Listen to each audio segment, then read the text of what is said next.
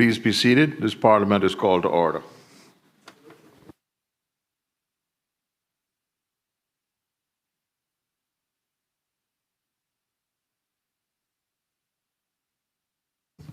Does any other member wish to speak?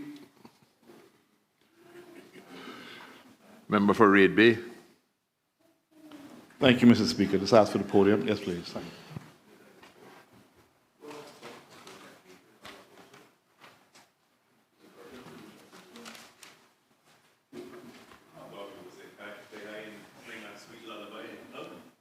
Afterwards. Oh, okay. Afterwards. Promise? I'll wrap up. Yeah, man. Okay, all right. You the Super Bowl.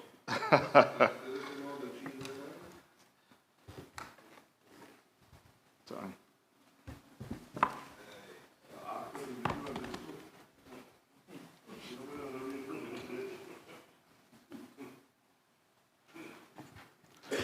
Thank you, Mr. Speaker. Mr. Speaker, not before I begin, I'll begin this way, sir. I want to say I was very pleased, Mr. Premier and Mr. Minister of Finance, to hear that the government had plans underway. And as the Minister of Finance said, the thing that was also pleasing was the country can hear that both sides care about our people and we're thinking of doing this. Now, the one thing also that came out of this, and I can't blame either side, is that as politicians, we want credit. So, as you said, sir, can't blame you if you've done some work and you're looking to try to get the credit. So, yes, credit does matter to us as politicians, and yes, that is why the government jumped ahead. If it was me, I'd have done the same thing. But my colleague, when we were chatting earlier on, he was pondering whether to withdraw the motion or not give him an announcement, and he said that he would proceed because it was an important debate to happen, however long or short it may be. And I think as the day progressed, and we heard from members on that side and on this side, that there were several important things that was brought forward, including several of the things that the Minister of Finance spoke to. So I'm really looking at seeing and hearing what comes down the pike in terms of some of those things, sir. But this issue of increased cost of living on our people is, as we all know, the main thing that's on the minds of our people, for the most part. The overall cost of living in our country has probably increased by over 20% total over the past 5 or more years. But for many Caymanian families, the reality seems even more expensive than that. If you look at fuel, which is the item we're looking at today, sir, and general costs, you could probably 25 or 30% is what the average Cayman is really feeling now for essentials, fuel, food, and the like. The increased cost of fuel is not an isolated issue. It is a challenging affecting virtually every Caymanian, but so is the increase of all the other things that various members spoke about today. Young people are finding it harder to afford a place to live. Middle-income families are finding it hard to get by. Retirees on fixed income, sir, are really struggling. Many of them are struggling. We all know this. So this topic is hugely, hugely important. So I'm really glad the debate went forward. I would ask, though, that the government puts its mind to other areas as well to see if it hasn't already started to do so, to see what can be done to bring some relief to our people. I agree with the member when he said that we do need to look at long-term solutions. But given what has transpired over a very short time, we do need to look to see if there's anything else that we can do in the short term to help people. And I would ask that they do give that some time. If they have things that they're contemplating, there's a question tomorrow that will be coming up. I'm looking forward to hearing the answer. But solutions around helping our people address the huge cost of living problem that we're having needs to be at the forefront of all our minds. So I too welcome the government's announcement of a three-phase plan to provide relief from rising energy costs. I also welcome news with regards to looking at helping Caymanians form their homes. My daughter, when she was just after university, my eldest daughter, worked in the UK for a while, and the job that she had was a startup company. And her job was to call around older homes, try to find individuals who had old furnaces or old ice or no isolation or insulation, sorry, and to then utilize government programs to be able to get them a new furnace for heating and get the place insulated so that they can save on energy costs. So that proposal, as my friend and former colleague Kurt Tibbetts would say, is a very pregnant one. And I really look forward to hearing more about that. So the motion today did serve a very useful purpose in terms of raising this issue and having a broader conversation around it. And also, yes, it may have prompted the government to come forward a bit sooner than they had planned to. That's a good thing. That means that people will possibly be getting relief sooner than before it would have happened otherwise. So the motion has already achieved its purpose. And I want to thank my colleague, the member for Georgetown East, for raising it. But in looking at other things that we could be doing, as I mentioned to the government of Bermuda, I have not had a chance to look into it in a great deal, so but they have legislation on their books.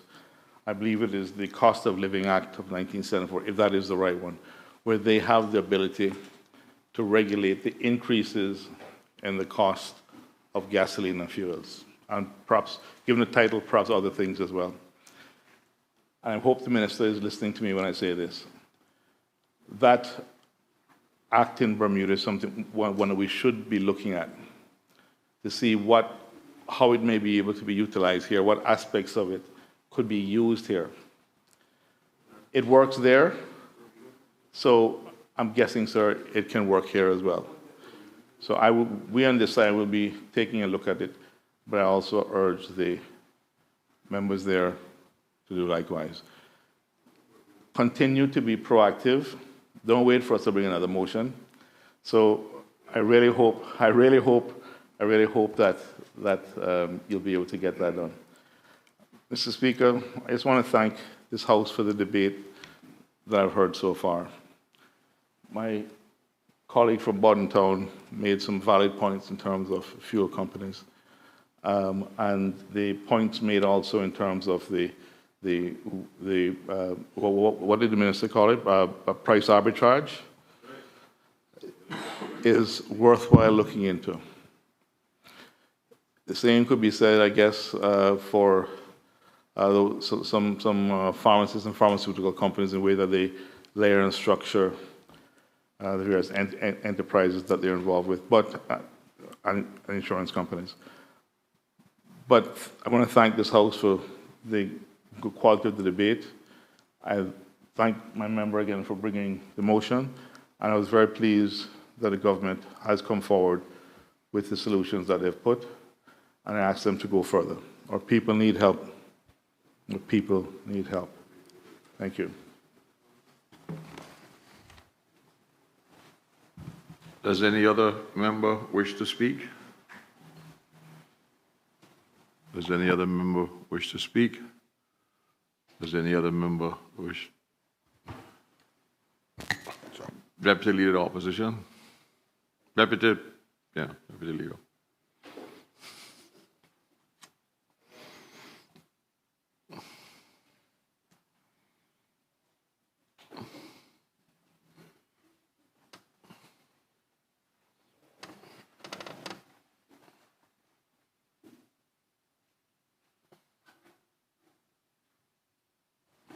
Thank you, Mr. Speaker. Mr. Speaker, first I want to say that I'm honored to have been the seconder to the motion before this Honorable House. And I'm also happy that the government has made the decision to support, and I think they had given early indications that they would have done so. Based on our conversations, if I recall, Premier, was Business Committee that we gave indications that you guys were in support. So I was expecting that this debate wouldn't be very long, but I think it's important that we highlight some key components of the discussion today. And I'll first focus on the circumstances of yesterday's perception. Mr.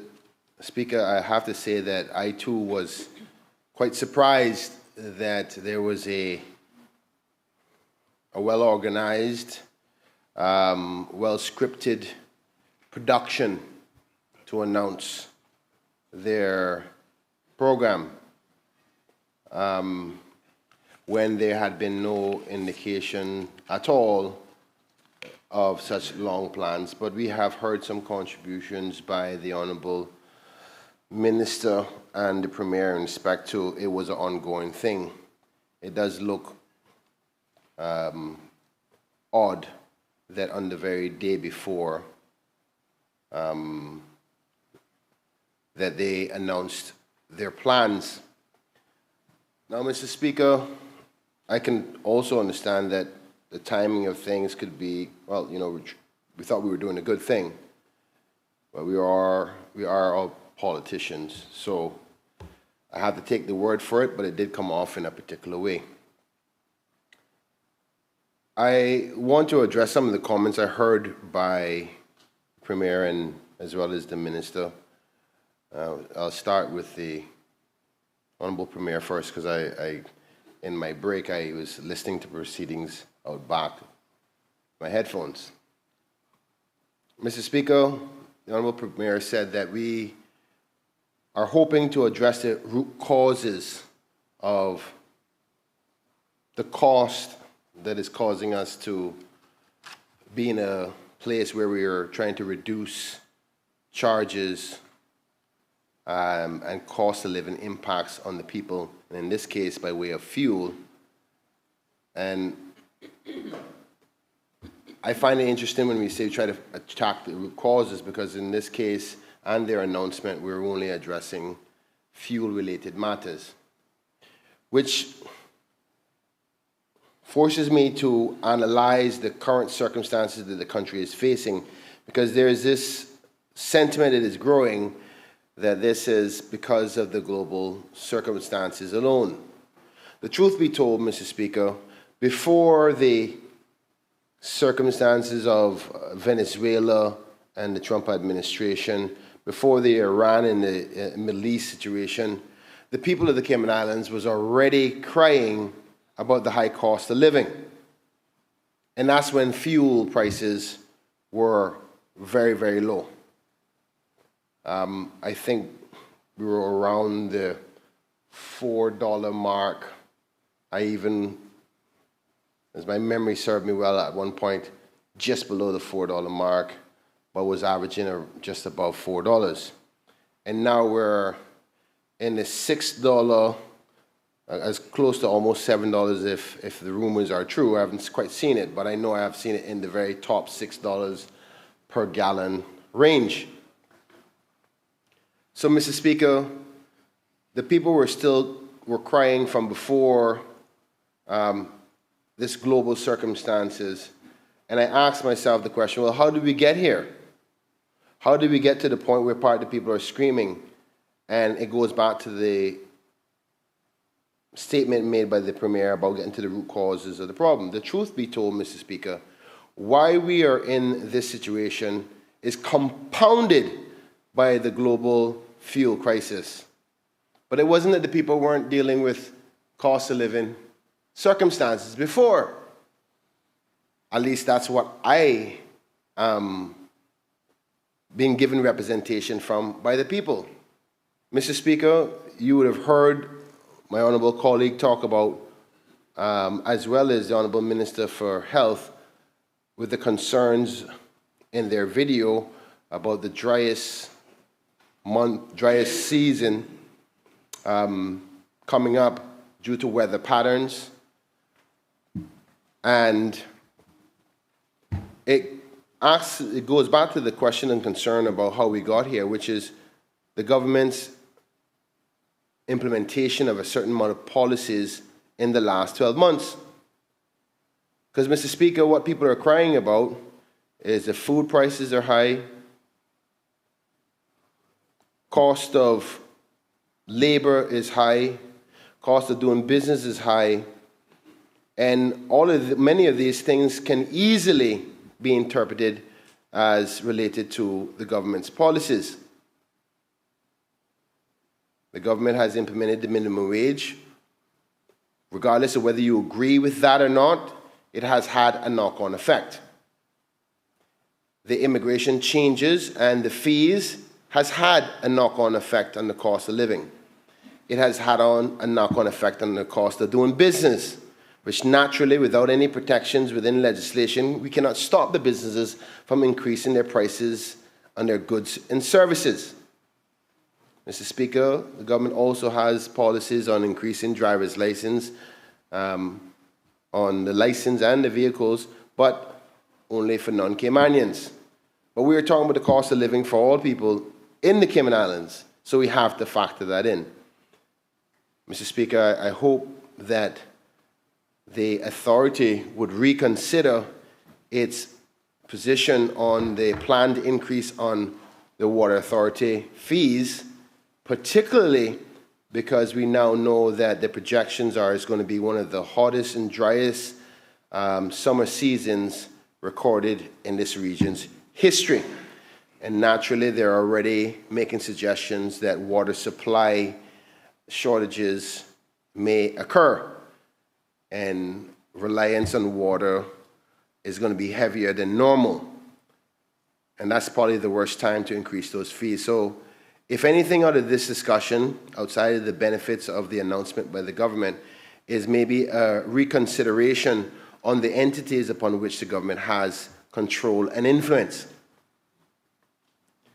Mr. Speaker, I also think it's important that we start to reevaluate what this means to the government.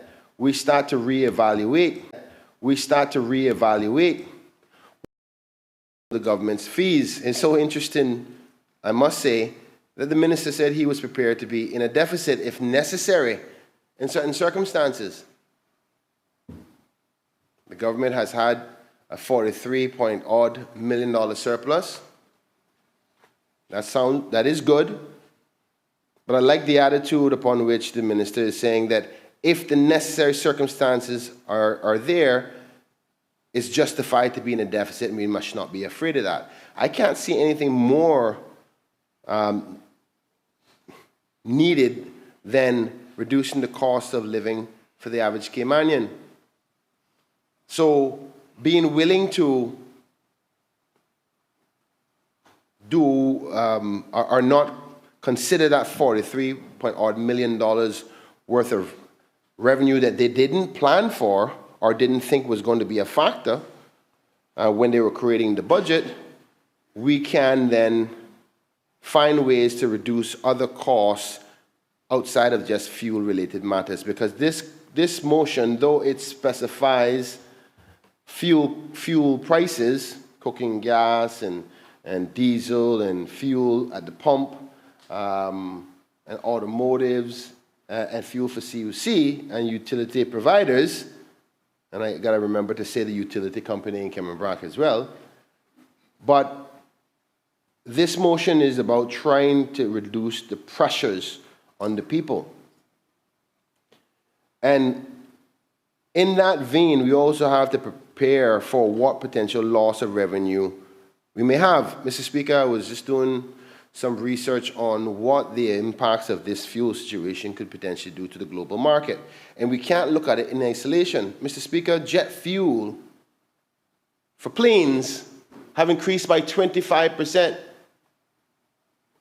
And there's already a large reduction in flights. And I know the Honorable Deputy Premier is well aware of the global reduction in flight services, not only to do with the tensions, but also to do with the increase in fuel projections, and companies are already starting to make some cuts. So will that mean that the ticket prices will go up, or a reduction in flights into our jurisdiction? And what are the projections to our revenue as a result? All this has to be factored in the ability to reduce the cost on the people, because cost is also the lack of revenue that the government gets. Mr. Speaker, cargo for shipping, which 95% of the things that we have here in the Cayman Islands are imported. Are we going to be seeing a delayed impact in that? Because yes, this motion is speaking about the one thing that we always go to, which is fuel, because that's the only way that we know how we can directly get to the people, because we don't have an income tax system upon which we can do strategies to give ease to the people. So I go back to, how did we get here in the first place at this cost? I think it's important that we recognize that regardless of what happened globally within the last recent few months until what is projected into summer, even before that happened, the people were calling and saying that the cost of living is too high. So I hear us saying that we must not overreact to these summer month situations or these things that are hoping to be temporary, like the Middle East circumstances. But I say, Mr. Speaker, even if they didn't happen, the government should have been considering relief anyway. And we in the opposition have been saying that for quite some time. And I think that what the current projections for summer is going to get to a point that is way too serious for the government to even ignore anymore, particularly with the weather announcements recently. And that's why I got to say that though an investigation has been started by the Honorable Minister, I can see where he highlighted his emails from March of investigating the circumstances, and the Premier saying he's considering these things, and it takes time for the technocrats to come up with a good idea. And I agree. He's not the type of person that will just shoot things over the head or overnight. But, Mr. Speaker, I dare say that we should have been thinking about this thing from even before Christmas. Mr. Speaker, we spoke about it in the debate, saying the cost of living back then was already high. The rent has gone up.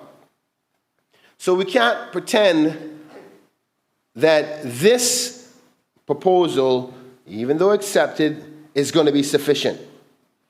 And then I go into the other factors here, Mr. Speaker, which is the government's three-stage approach. I support a strategy into long-term thinking. But besides accepting the fuel reduction component of this, the government said they're also thinking about medium-term with helping home energy efficiencies to reduce the cost of energy. It's not only energy. It's not only energy, even though energy has a major component. There's many other things. How are we going to reduce the cost of food? You can't eat gasoline. How are we going to reduce the cost of rent? How are we going to reduce the cost of doing business? All of these things, I can simply say, has had some contribution to the government's impact on their policies over the last year, way before we started to deal with this circumstances of the global perspective. Matter of fact, projections were in the last quarter of last year that Trump and his administration, the global situation was going to be real good and things were going to start coming down, and people were crying then. So let's not just make this be about the Middle East and the fuel situation, because yes, let's examine the acceptance of this motion, because, Mr. Speaker, my intention on behalf of the member who moved this motion was to talk about how much further are we going to go. and I accept the invitation by the Premier, and his contribution is, we're willing to listen to other options to go further than this, because he's right. Particularly when it comes to CUC, we can only reduce it to 25 cents because that's what it's at right now. And if you were to think about the reduction on fuel for vehicles, even if the government did away with all of that, which is currently at 75 cents, fuel has increased in the last 6 weeks by over $1.80. So even if we took off 75 cents, Mr. Speaker, the people are still paying more than $1 more for fuel today than they did 6 weeks ago. So we're still not back to, from a cost of living perspective, to where we were six weeks ago. So he's going to have to go further than this.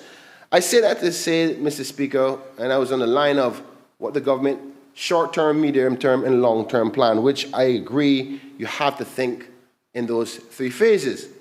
But I can't say that I have a level of confidence or I don't feel satisfied to know about these other energy efficient models.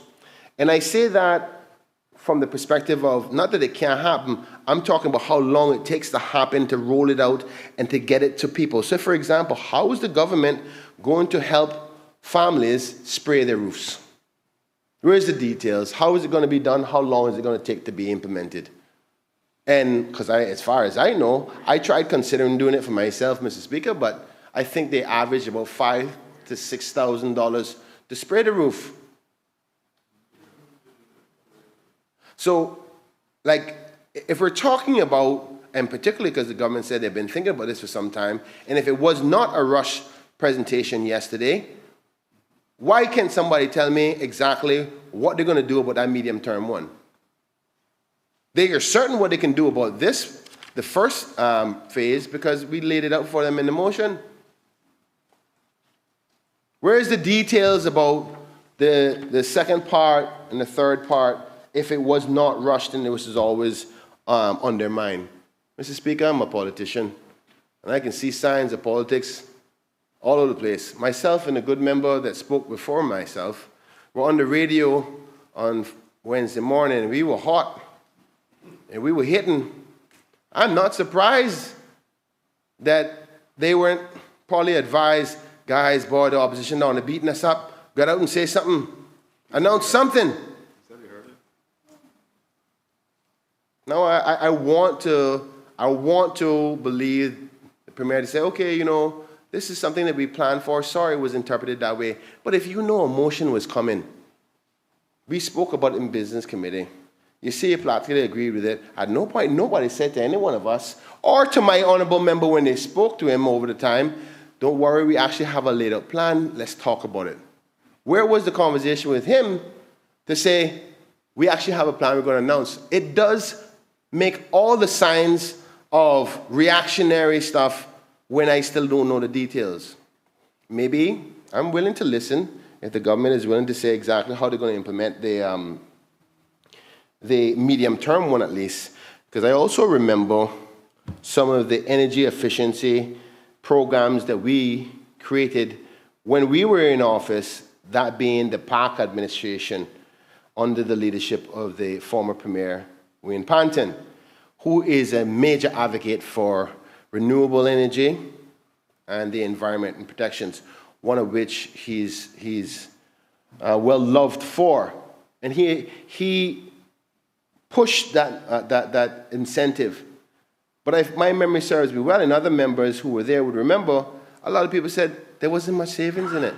That doesn't mean you don't try, don't get me wrong, but it didn't have a material impact. And in most cases, Mr. Speaker, we continue to talk about energy. Yes, energy is one of the biggest things, but you know something? You can live without lights on, you know. I know what you can't live without food. And that is one of the things that I also want to hear about. The food reduction strategies. And the strategies we're talking about, we need to have more that is having an immediate impact today. Mr. Speaker, if inflation has gone up but the salaries has not changed, the only people's salary that I know has changed in the most recent times in our community is those on minimum wage. I know there has not been a commitment to the cost of living adjustments for our civil servants who should be getting their cost of living adjustment. Mr. Speaker, this motion is all about helping to create cost of living, help to address the cost of living crisis. But one of the parts of it is the fuel component. And it's hard for me not to talk about cost of living when I was invited within discussions by other members talking about the budget time and offerings to present solutions. And my job is to highlight those solutions, and some of those solutions are potentially taking some of that $43 million in surplus and offering our civil servants the well-deserved cost of living adjustment that they should be getting. Mr. Speaker, as I said before, the Honourable Minister said they're prepared to be in a deficit if necessary, if there presents the circumstances that justify it. I can't see no other thing more justifiable than trying to give relief to the people. Matter of fact, Mr. Speaker, what I continue to see a trend of is more of pulling back on services that the government actually offers. Case in point, Mr. Speaker, there are people in our community, and I know the honourable members have heard this, are now starting to worry about the home assistance for seniors that they get through Cynical. Now that's under examination of whether that's going to be pulled or not. I don't know. But I know we can't afford to pull that because there's so many seniors who are depending on that. That's where you hear me talk about the fact that, I think I did that on the radio, not in this honourable house, but I was saying the other day, when you talk about concessions, you know what we need concessions? We need to invite people who are willing to build elderly care assistance homes at a reasonable cost, because there's so many, when you think about the cost it takes to have two of those helpers to go and visit an elderly person, you might as well put them in a healthcare facility where they have round-the-clock assistance and friends who can be there with them, because sometimes it's not even like severe assistance, it's just you need a human being around them just in case. So, Mr. Speaker, without trying to be too overly critical, I have to be honest with the Premier that it does not, I don't feel like I'm convinced that this was a genuine attempt to say, and I give credit though, I love the way he's marketing. He's such a brilliant marketing mind, how he navigates the messaging of the public. He said, I want to thank the Honourable Member Roy McTaggart for bringing this proposal. So, justifiably, giving the credit where credit is due. That's good. But I could not understand what was the benefit of doing that when you know we're doing the motion tomorrow. And he said to avoid the potential conflict on the floor of the House. You know what I would have done to do that? I would have called the Honourable Member up and said, Member, I want you to know, don't be surprised by this. We're going to announce today. And the member would be like, what are you doing that for? I'm about to do my debate. I've been in this business now 9 years, Mr. Speaker. Something smells funny. That cannot... Point of order, Mr. Speaker. Order. It's factually inaccurate. I did call the member for Georgetown East the night before to explain the government's position, what was going to be announced, and ask specifically, once he has read it, whether he would decide whether or not we needed the motion on this debate. So I did give advance notice.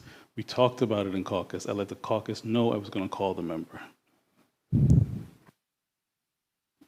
Honourable Member, I think you need to withdraw the statement that he hadn't called it, Member.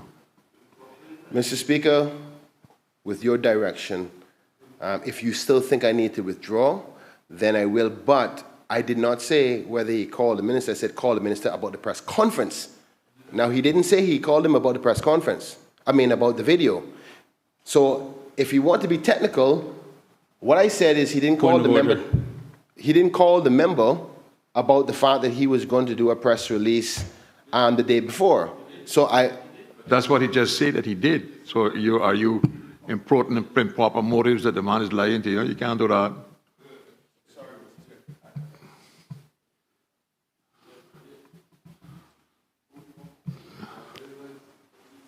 Mr. Speaker, I withdraw my statement. The Honourable Premier, I apologize. Seems like my information was incorrect. All right, Mr. Speaker, ultimately, regardless of whether there was any shenanigans, I want to give the good credit to the Honourable Government. If, in fact, they had this plan for the whole time, only they can say the case. I'm certain that they were looking at it, whether they had to have the plan announcement. It definitely looks weird, and many people have said so. But more importantly, I don't want us to think that just the current circumstances with the fuel situation is the only factor why the people are having the heavy burden. Before most of this fuel matters started, and I think the crisis in Venezuela, or when they did the arrest of the Venezuelan president, was probably about 6 to 7 weeks ago now. And even then, the cost of living was heavy. So I'm asking the government that we need to go further than energy efficiency. I would like to see where they can either, one, increase salaries for Caymanians, increase assistance for Caymanians in places like, say, for instance, the threshold for DFA, and we're talking about most vulnerable, that needs to be increased, Mr. Speaker, because that has a relevance to this motion by way of reduction or support for members who need the help in Caymanians. So you either put more money in their pocket or you cut down the prices. And therefore, unless somebody is willing to disagree with me, and like I said on the radio on Wednesday morning, Mr. Speaker, the only thing I've seen in the last year is increases. That's all the government has talked about. In fees, in costs, in taxes. Now, they may squibble about whether it was directly to Caymanians or to people who can afford it and who can't afford it, and there may be some subjectivity to that. Because I think if you add it to any business, they're going to trickle it back down to the average consumer. Financial services is different because it's outside, right? But all the other fees, they're going to trickle back to the average person. Mr. Speaker, we do not have income tax.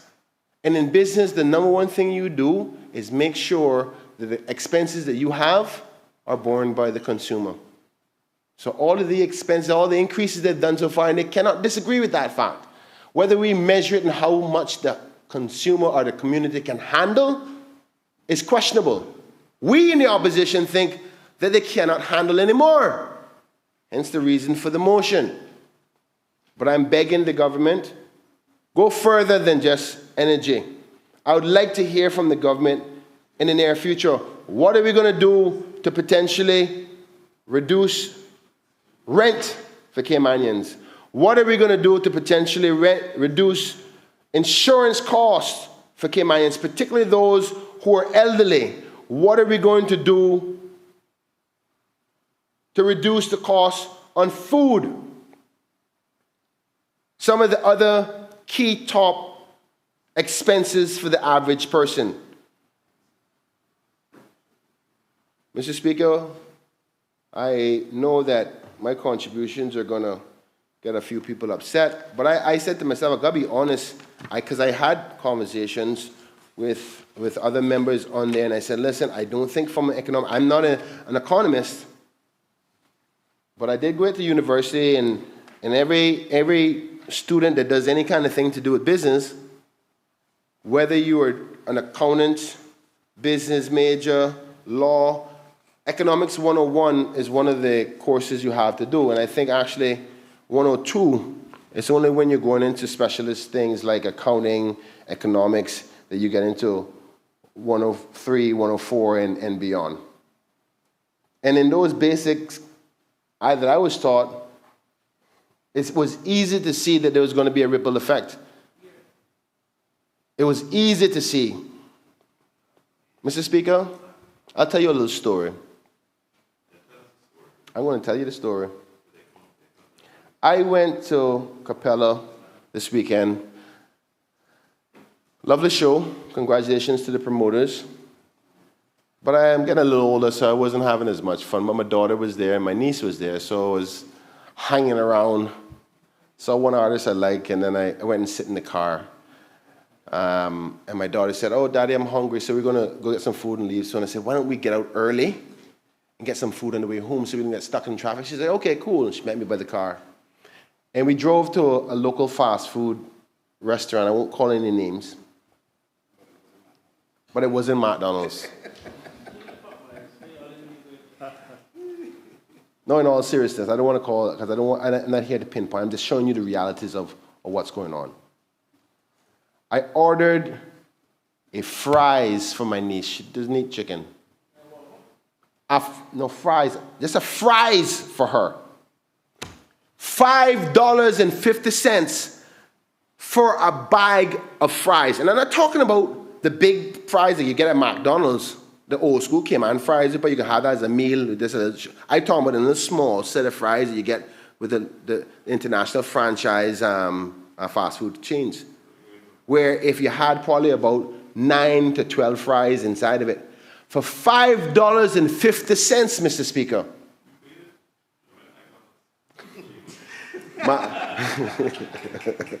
McDonald's wasn't open, you see. That's what happened. It was too late. And McDonald's need a drive-thru. If they had a drive-thru, I'd be going there every day. Yeah. Sorry, I didn't mean to do that. I'm not trying to identify. Mr. Speaker, the bottom line is, and I'm going to wrap up now to say simply this. The people are feeling the pinch. And if anybody in this room do not think so, I think you need to widen your circle of people that are around you. I think maybe sometimes, in this business, I force myself to go in the deepest, darkest corners of our community, because success allows you to be in circles with successful people who have incomes and stuff like that. Sometimes I like to just go in a corner when people are like, "Oh, Kenneth, what are you doing now inside there?" I say, "Yeah, because that's where my people are." That's the people that many don't want, that put us here, and many of them that don't want to recognize what they go through. And I hear the horror stories. And it's rough. And I want us to go way past just this fuel situation and examine genuinely if the opposition can help in any way. We're willing to help. I like the Minister of Finance. And I believe him when he says he's willing to do what it takes from a financial position, because he's right. If you can't use your credit and your leverage as a first world jurisdiction, what's the point of having it? Like having good credit and don't want to use it. And I can tell by his tone and his attitude over the last year, I've gotten to know him more from a political perspective. He's willing to make that move. Mr. Speaker, if this government says, "Boy, you know what? We may have a minor deficit, but we know the people are not suffering," I will support him. And I'll say that on record today. Because it makes no sense having no surpluses when the people ball into debt, can't live. So that's the most interesting point that I got out of this contribution today, is the person in charge of the public purse recognizes that point. That until we can reset and rebalance, I know that's what the government is trying to do, is how do we make sure that within the economy that we have and we create and we regulate, that most people are able to survive more than the norm. Because now always going to have people everybody not going to be able to make it do, because some people just not putting in the work hard enough. So you're going to have some stragglers, no doubt about that. But the magnitude of people, good standing citizens, hard-working citizens who are not being able to make it, is worrying. And I want to take this opportunity to say, until we in Parliament, and I say we, not only the government, because I have a role to play in this too, whether that means to support the government, offer solutions to the government, or just come up with ideas and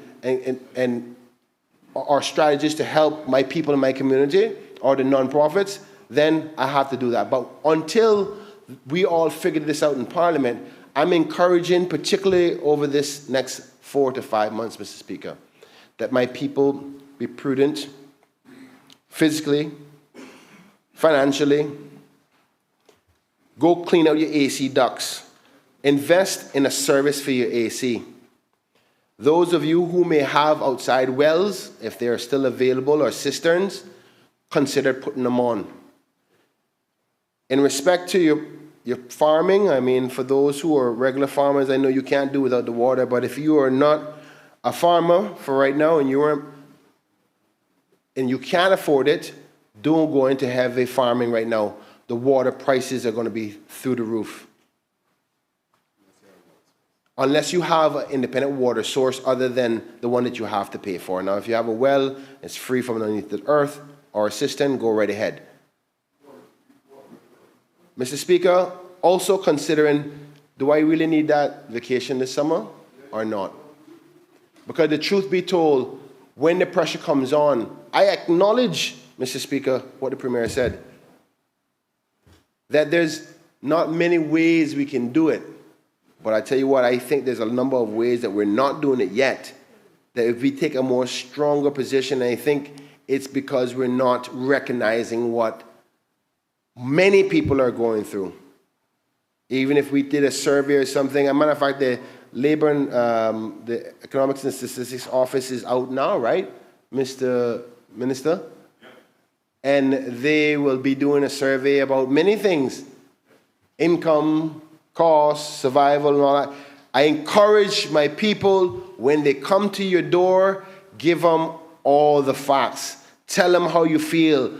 Only when the government has the data can the Minister of Finance and the Minister of Trade and the Premier and all of his team can make the assessment of how significant things are and be motivated to prioritize even more reduction strategies to make the cost of living for you even more cheaper or bearable. So please participate in that survey. I know sometimes it may seem annoying, but there's nothing stopping you from taking 5 to 7 minutes out of your time to help give the advice that this Parliament, that this government needs to make the right decisions for your better quality of life. If I said to you, give me 7 minutes of your time and I can bring down your cost of living by 10%, you'd probably say yes. But that's actually what you're doing by giving us that data, giving us strategies to help you in that way. So with that being said, Mr. Speaker, I hope again, like my good friend, the Honourable Minister of Finance would say, my good buddy, we're not here for any hard feelings. We're only just saying what we think is the circumstances, and that we know that the government wants to do more and will be doing more, because we in the opposition will be filing 4 more motions very soon that has to do with cost of living impacts. So I'm hoping that maybe you guys can announce them before we file them, so we don't have this situation again whereby you announce that you're going to do it before we actually get to the motion. All right, with that being said, Mr. Speaker, that's my contribution. Thank you very much.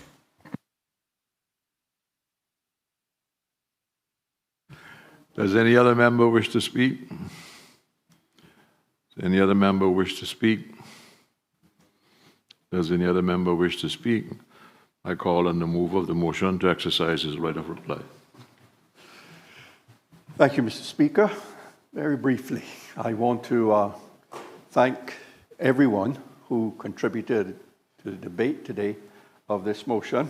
Mr. Speaker, I have to say I did have second thoughts about whether I should withdraw the motion, but discussed it briefly with my colleague, the member for Red Bay, and they persuaded me quite strongly that I should not do that, that I should let the debate go forward, and I'm glad I did.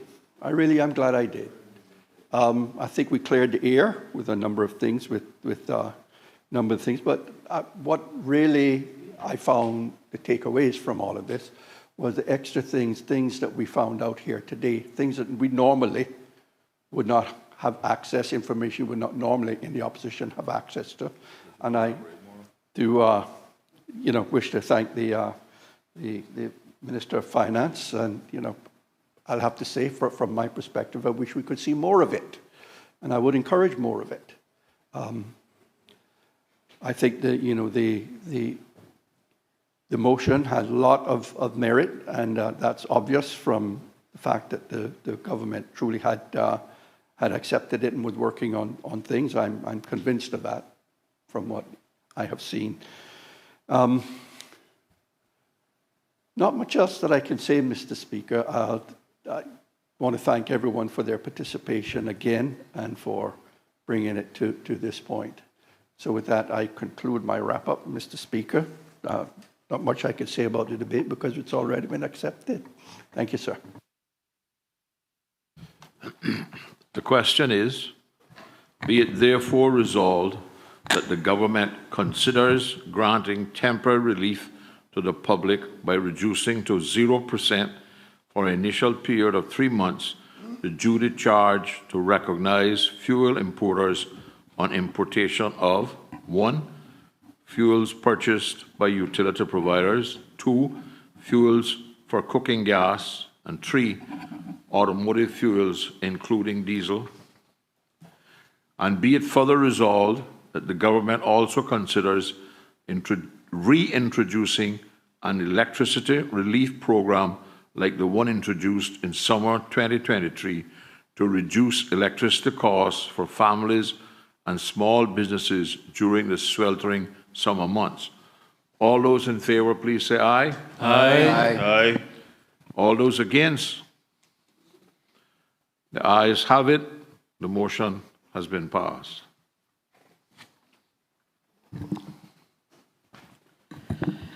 Private members' motion number 14 of 2025-2026, reintroducing a civil service home ownership program, to be moved by the elected member for Bordentown East and seconded by the elected member for Bordentown West. Member for Bordentown East.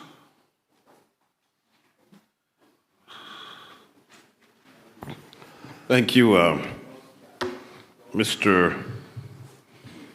Speaker. The private members' motion number 14 of 2025-26, reintroducing a civil service home ownership program.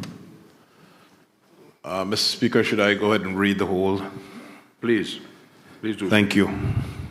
Whereas the Cayman Islands Constitutional Order 2009 as amended, the Cayman Islands Constitution affirms our commitment to being a country committed to the democratic values of human dignity, equality, and freedom.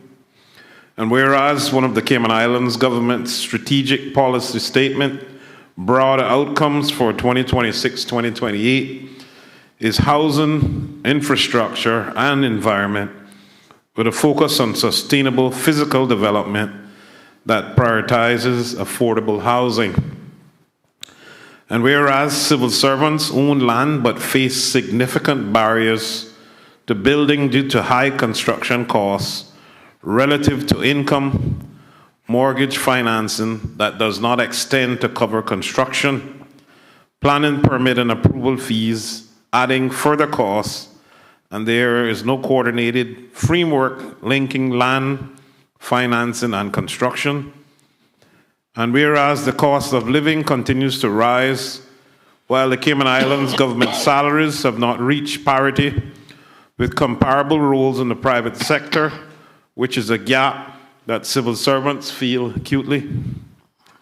And whereas the cost of housing in the Cayman Islands has increased significantly over recent years, placing home ownership beyond the reach of many hard-working Caymanians. And whereas civil servants play a critical role in the effective functioning of government and the delivery of essential public services, and whereas access to affordable and stable housing continues to contribute to employee retention, financial security, and overall social stability. And whereas homeownership is a key pillar of wealth creation, community development, and long-term national resilience. And whereas programs previously existed that helped many civil servants in the past, be it therefore resolved that the government considers reintroducing a civil service home ownership program aimed at increasing access to affordable housing for eligible civil servants.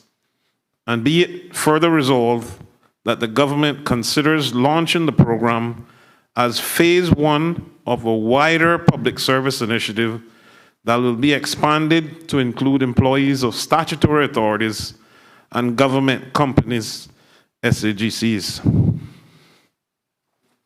The motion has been duly moved. Is there a seconder? Mr. Speaker, I rise to second the motion. Thank you. The motion has been duly moved and seconded. Does the mover wish to speak thereto? Yes, Mr. Speaker.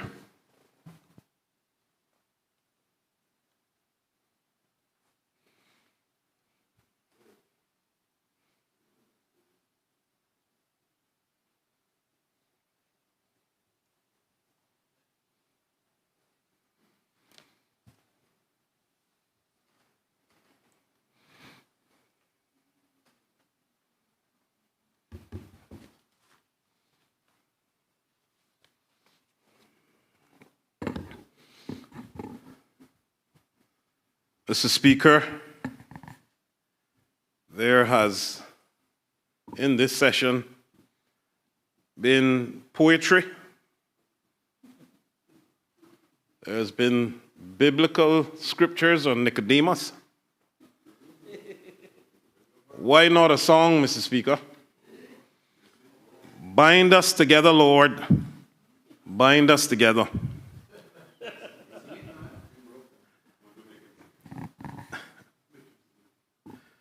Mr. Speaker,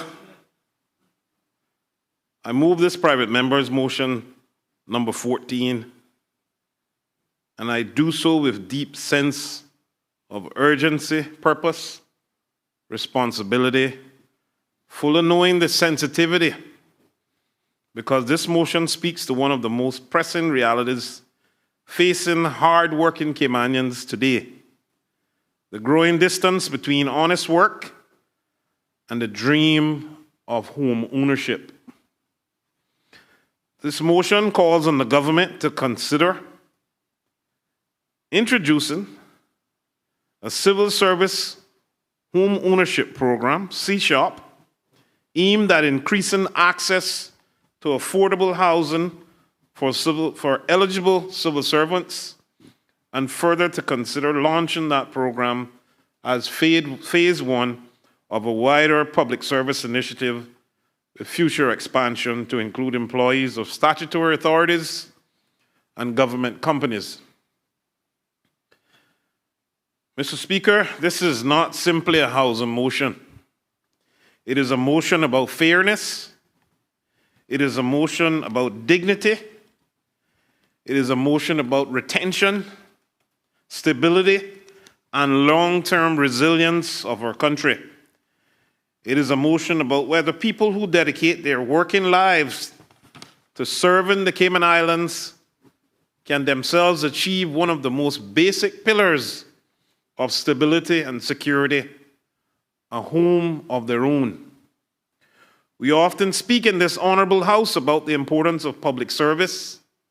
We commend our teachers, our police officers, our prison officers, our social workers, our custom and border staff, our environmental officers, our administrative teams, our health professionals, personnel, our support staff, and the many other civil servants whose daily work keeps government functioning and public services moving. We say rightly that civil servants are critical to national development. We say rightly that they play an indispensable role in the effective function of government, but there comes a point where praise must be matched by policy. There comes a point where appreciation must be reflected not only in speeches but in structures. There comes a point, Mr. Speaker, where we must ask whether we are prepared to support these workers, not only while they serve the public, but in an effort to build stable and secure lives for themselves and their families. This is what this motion is about. Mr. Speaker, the Cayman Islands Constitution affirms a commitment to human dignity, equality, and freedom. Those are not abstract words. They are principles that must find expression in the real lives of people. One of the clearest ways a country can reflect those values is by ensuring that hard-working citizens are not locked out of the possibility of stability, ownership, and advancement. And one of the broad outcomes in the government's own strategic policy statement for 2026-2028 is housing, infrastructure, environment, with a focus on sustainable physical development that prioritizes affordable housing. This motion sits squarely within that stated objective. It does not depart from the government's priorities. It helps give practical effect to them, and especially with the policy that the Honourable Minister laid out yesterday. The reality before us, Honourable Speaker, is that the cost of housing in the Cayman Islands has risen dramatically over recent years. At the same time, the cost of living has continued to rise, while government salaries have not reached parity with comparable roles in the private sector. Civil servants feel this gap acutely. They feel it every month. They feel it in rent, in groceries, in utilities, in insurance, in childcare, in transport, and in the exhausting mathematics of trying to make a stable future out of a salary that is constantly under pressure. Many of them are asking for luxury, or not asking for luxury. They're asking for access. They're asking for a fair chance to build a home on land they already own. Mr. Speaker, I know when it comes to some of these matters, it's quite sensitive, and especially when it comes to civil service. I don't think anyone admires the civil service more and respects the leadership more than I do, as I've shown over the years. But, Mr. Speaker,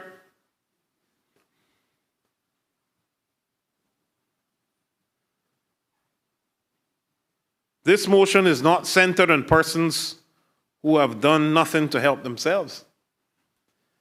It is centered on civil servants who have already taken a significant step. Many of them already own land. They have done the hard part of securing a parcel. They have planned. They have waited. They have tried to position themselves responsibly. Yet, despite that effort, they remain unable to move forward because the gap between owning land and actually building a home has become too wide. Construction costs are too high relative to income. Financing structures often do not extend sufficiently to cover construction. Planning fees, approval costs add further burdens, and there's no coordinated framework linking land ownership, bank financing, and actual construction delivery. So people remain stuck. I know that this is painful to hear for some, but these are the realities. They have land, but no house. They have the intention, but no pathway. They have the responsibility, but not the support structure. This is the gap this motion seeks to close. Honorable Speaker, this is a particular injustice in the position many civil servants now find themselves in. It's not what I'm saying. I didn't make it up. They occupy what I would call the difficult middle ground. Their incomes places them above the threshold for low-income housing assistance, so they do not qualify for support through the usual affordable housing channels, but their income does not place them in a position to buy or build a house independently in this market. In other words, they earn too much to qualify from one form of assistance, yet too little to go without help. They are excluded from both sides. They are neither poor enough to qualify nor wealthy enough to manage. And as a result, they are left in limbo. It's not me saying it, this is a reality. That is not a personal failing, that is a structural gap. A civil servant may be earning what appears on paper to be a respectable salary, but paper does not pour concrete, Mr. Speaker. Paper does not pay contractors.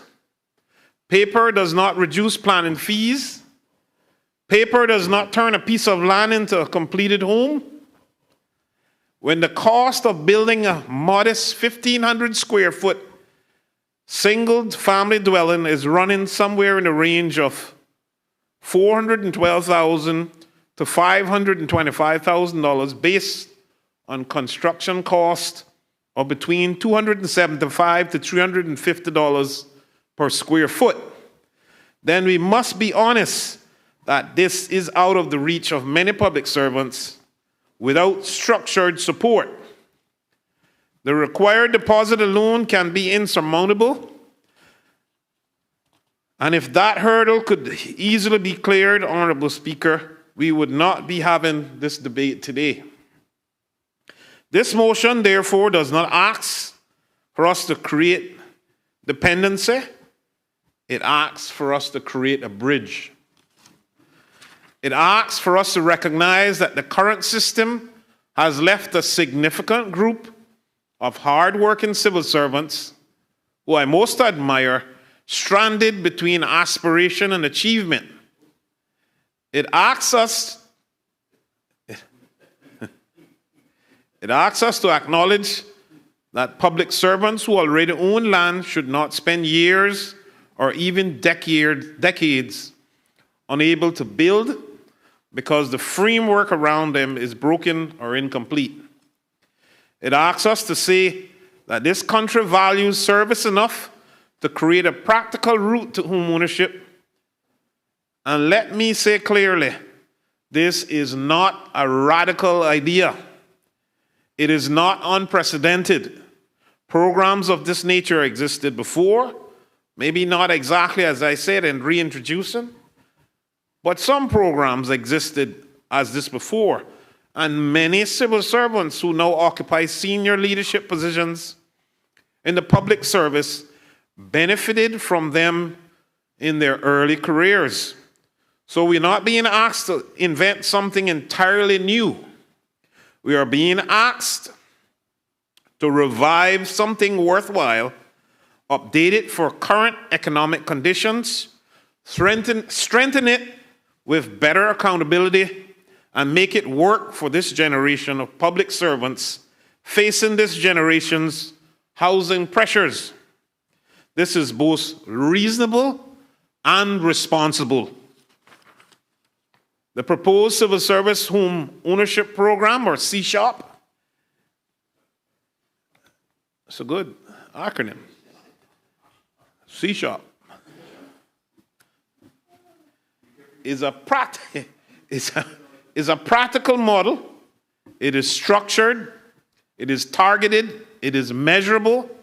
Under this approach, the program would assist civil servants who already own land to construct a home through a government-backed, bank-financed arrangement. The participant would submit an application with land documents, building plans, proof of financing, a bank-approved mortgage amount would then be channeled to the government as the program contribution towards construction. Government, using its procurement and project management capacity, would then procure and manage the building of a standard single-family dwelling with basic quality fittings. The home would be delivered at reduced costs because government can leverage scale, coordination, and procurement power in a way that individuals often can't. This is only one way. It's only one way. And many, especially knowing how our Caymans are, they will have change orders. That is a crucial point. This program is not about government handing out free houses. It is about government using its institutional capacity to make home construction more achievable for people who already have land and financing, but who cannot translate those assets into a completed home under current market conditions. It is a low-waste solution because it builds on existing effort rather than replacing it. It rewards initiative. It does not substitute for personal commitment. It works with it. And there is discipline in the model. Upgrades beyond the standard specification would be at the applicant's own cost. This ensures that the program remains focused on affordability and function, not extravagance. This is about helping civil servants build a home, not a showpiece. It is about creating secure and dignified housing, not subsidizing luxury. Mr. Speaker, one of the most attractive features of this proposal is that it aligns public purpose with existing financial mechanisms. It leverages local banks rather than bypassing them. It works with mortgage infrastructure rather than trying to reinvent it. It channels financing through a structure that is already familiar while allowing government to coordinate construction in a way that reduces inefficiency and lowers barriers. That is a smart policy. It is not reckless expansion. It is strategic intervention, Mr. Speaker. There is also a wider national benefit embedded in the proposal through the solar energy integration. Under the proposed model, homes built under the program would include solar panels as a part of standard specification. This is not a cosmetic feature. It is a forward-looking one. It means these homes would not only house families, they would also contribute incrementally to the national energy picture. The homeowner benefits from reduced personal energy costs, while the country benefits from a growing distributed renewable energy asset over time. And integrating solar at the point of construction is far more cost-effective than retrofitting later. So this program is not just about housing. It also touches energy resilience, sustainability, and smarter long-term development. Mr. Speaker, this motion also rightly addresses government fee concessions, planning permission fees, development approval costs, and related statutory charges may appear administrative, but to many applicants, they represent real barriers. They are part of the cumulative burden that turns possibility into delay, and well-designed programs should therefore include a reduction in those fees, whether at 50% or in some cases 100%, depending on financial profile and assessment. This is not the main financial benefit of the program, but it is an important signal. It shows that government is serious about removing procedural obstacles and aligning its own processes with its stated housing goals. At the same time, Mr. Speaker, the proposal is careful to ensure that participants retain responsibility. A nominal commitment fee would still be required. That matters. It preserves seriousness. It discourages casual participation. It ensures that applicants have a stake in the process. A good program is not built on generosity alone. It is built on mutual commitment. Mr. Speaker, any good home ownership program must also protect its purpose. If the objective is genuine homeowner occupation, then the program must be structured to prevent abuse. And this proposal does that. It contemplates most post-completion conditions, such as a no-sale period of 5 to 10 years, a restriction on rental within the first 5 years unless government approves otherwise, in writing for valid and demonstrable needs, and a requirement that the property serve as the participant's primary residence during the restricted period. Breaches would trigger repayment obligations on forfeiture provisions. That is entirely appropriate. This program should not become a speculative vehicle. It should not become a backdoor subsidized investment property. Its purpose is home ownership, stability, family security. The rules must reflect that purpose. Mr. Speaker, one of the strongest arguments for this motion is that home ownership is not merely a personal aspiration. It is a pillar of wider national strength. A home is not just a structure of block and roof. It is a source of stability. It is a source of dignity, security in uncertain times. It is often the first and most important asset a family will ever own. It creates intergenerational value. It anchors people in community. It gives families something lasting to build upon. It reduces vulnerability to sudden displacement, rent increases, and housing insecurity. And it allows people to convert years of hard work into something tangible that can strengthen both household and national resilience. Okay.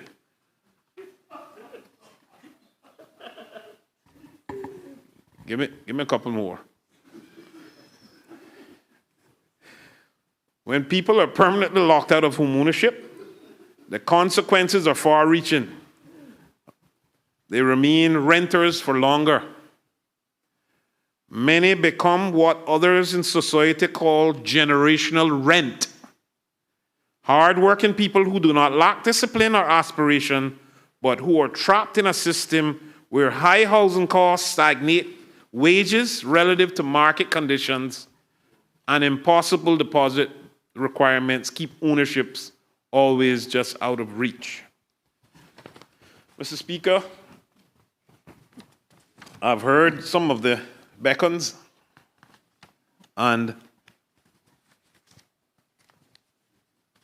I will do as I'm told, and I'm one of those who know how to quit while I'm ahead.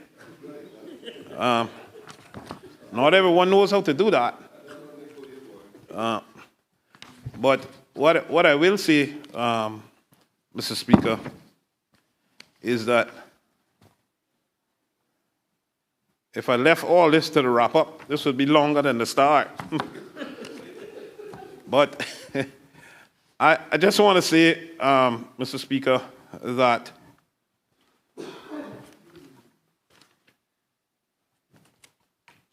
let us, Mr. Speaker,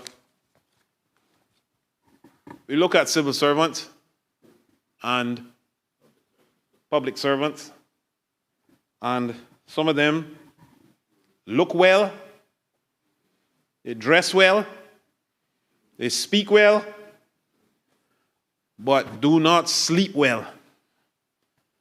Mr. Speaker,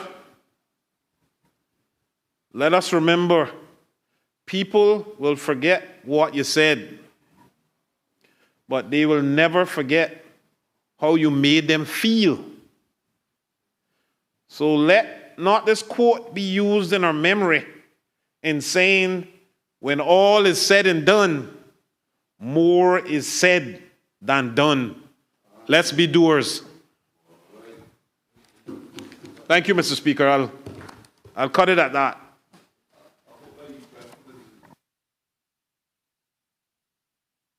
Does any other member wish to speak? Minister of Finance. Mr. Speaker, I must say that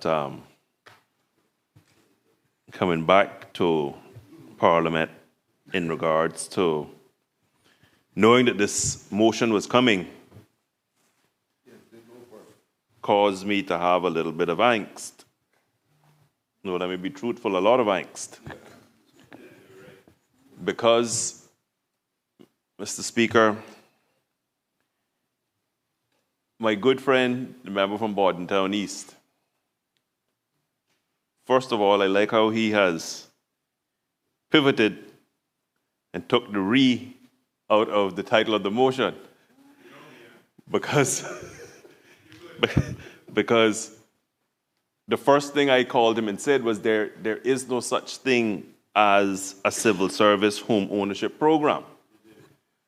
And so that right there caused a real conflict and a difficulty for the government, because how could we reintroduce something that wasn't there? And the fact is, if you read that, you walk away thinking that somehow the Cayman Islands government is going to fund a home ownership program.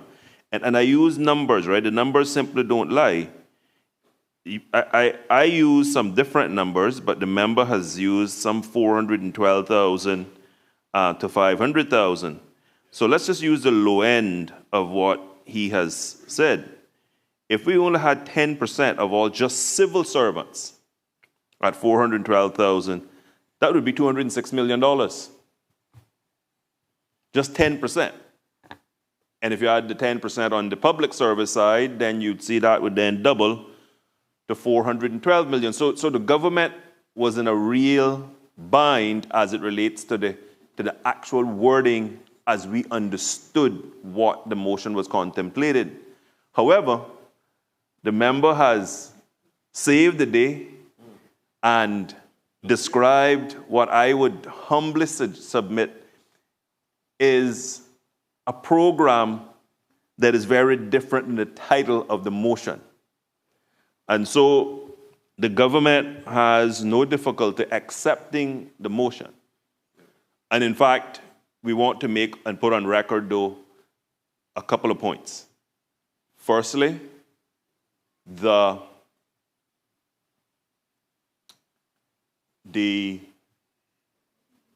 member for housing, the Honorable Minister for Housing, just yesterday,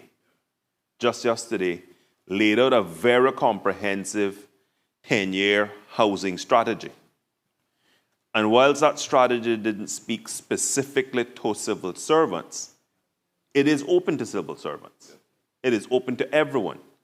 And so the one thing that I would suggest and add to what this motion says, this motion speaks to the housing crisis that all of us ran on. Every single one of us 12 months ago, when we were on the campaign trail, talked about cost of living, we talked about housing, we talked about immigration. Those were topics that cut across every single person's platform. I don't know of anyone that didn't have that as part of their platform. And so what I want to make sure that we're clear about is that we're looking, that the government would agree to, as was announced already, let me make sure we're clear, we will leverage the government's balance sheet to get Caymanians on the property ladder.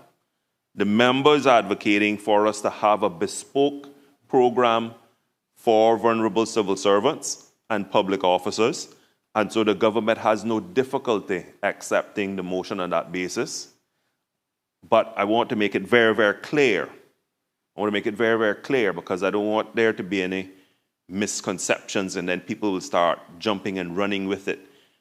That saying that, oh, well, good grief, government must have really have big resources if we're going to fund this. So this is about a government guaranteed program.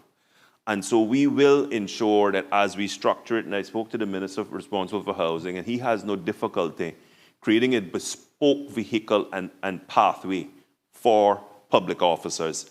And so we get that, and we get the fact that dealing with them has two advantages. One, they have a greater job security in that they are already working for CIG. And so we are not talking about a person in the private sector. We're talking about a person in the public sector. And then once we were to work through the home program, and we announced that we would have been doing an enhanced GGHAM, but the minister chose to call it HOME. HOME is the acronym. We are going to ensure that we have the nuances as it relates to being a public officer embedded in the program. I can say that having spoken to the retail banks, there is a real appetite out there for a program because there was such a positive experience. Now, where I want to put on record, I'm not 100% sure that there's going to be support is around government administering anything called the building of homes. The government procurement process and government procuring, Mr. Speaker, with all due respect, the Central Procurement Office falls to my ministry. That is yet something else that I'm going to be announcing shortly. I will be taking a paper to Cabinet sometime in the next month to make a wholesale review of the Procurement Act and the procurement processes in this country. We have gone off the rails, in my opinion, and so I would not agree to have this program subjected to a process that we ourselves already see real challenges in. So, Mr. Speaker, just to be clear, this is not going to interfere in any way with the small amount that appears in the budget that allows civil servants to get very small loans for things like shutters, or if they were to have damage to their homes and they need to have a small loan, they apply for that, because that's where I thought the member was going, and that's where I thought it would not be sustainable. And so this does not touch that. This is going down the pathway that the good Minister of Housing already introduced. We're just going to have another pathway added. When we think that that's a good idea, that's a good thing. It will therefore be the civil service home, and we will ensure that when we go out to the market to get this out there, that we embed all the features that we know we need to get Caymanians on the property ladder. We know, as the member said, the deposit is a critical barrier. We also know not only is the deposit sometimes associated fees are a barrier. In speaking to at least two of the retail banks, they have told me that given the success of the original GGHAM, that if government was going to modify that, they would certainly be very open to having a turnkey type package for anyone who is going to be participating in that program. Because let's face it, it's a huge issue. We de-risk the banks considerably. That guarantee is a hugely important element. And so that in and of itself allows the government to use the strength of the government for the most vulnerable people, and why not have a bespoke program for public servants? So, Mr. Speaker, we agree with the motion, and we will accept the motion on that basis. I miss him. Does any other member wish to speak? Does any other member? Mr. Speaker, I will be very brief, but I really want to thank the government, and in particular the Honourable Minister of Finance and the Honourable Minister of Housing, for accepting this motion. I am also pleased that the government intends to leverage a balance sheet in this regard, because that is something that I have advocated for quite some time. I think it's the wise thing to do. The last time we did this analysis, our net debt ratio was around 5 or 6%. The FFR allows us to go up to 80%. And even if we had guaranteed around $300 million, the impact of the FFR would have carried us around 20%, well below the 80%. So it is much better to use the government guarantee. And as the Honourable Minister of Finance rightfully said, loans that are guaranteed by the Cayman Islands government from a bank risk-weighted asset standpoint is actually carried at zero. So if there's any loans that the banks love anything more, is actually a government guaranteed loan, because it basically requires them to set aside no capital for it to be done. So I think that's a wise approach. And I also want to thank my good friend and colleague from Bordentown East for actually bringing this motion forward. I think at the end of the day, Mr. Speaker, putting Caymanians in homes is our responsibility. And for too long, we have basically felt that the bank or some other entity should have done it. That is our responsibility to make sure that our people have shelter. So I am happy that the government has accepted the motion, and I'm also glad of the approach that the government is taking, and that way they also save their cash for something else. So thank you, Mr. Speaker. Does any other member wish to speak? Does any other member wish to speak? Mr. Speaker. The Honourable Deputy Governor, my apologies. Thank you, sir, and I shall be brief as well. Mr. Speaker, I want to thank my good friend, the member from Bordentown East, and the member for Bordentown West, for bringing the motion. Mr. Speaker, sitting here listening to a member of this House advocate so strongly for our civil servants really makes me feel really good to know that the team that I'm honored to lead is respected, valued, and appreciated. Because, Mr. Speaker, every day as I move around the civil service, I am inspired by the people that I meet. And, Mr. Speaker, I can say almost on a daily basis, I meet a new young Caymanian who has joined our service. And it amazes me the caliber of young Caymanians that are coming into the civil service. And they have a dream. They have a dream of owning a home one day. They have a dream of having a family. And what I am hearing here today is that the government is willing to help our civil servants realize their dreams. You know, Mr. Speaker, in my time, you almost took that for granted that you were going to have a house. Not an apartment, but a house. Today, you know, my children is wondering, you know, will I be able to have a house? Well, yes, I could probably have an apartment, but it's very difficult to get a house. But, Mr. Speaker, most people will settle for a nice, cozy townhouse where they can raise their families. Exactly. The member said strata fees are killing them. Absolutely. But, Mr. Speaker, this is about giving people an opportunity to realize their dreams. And again, I want to thank the members for bringing this motion.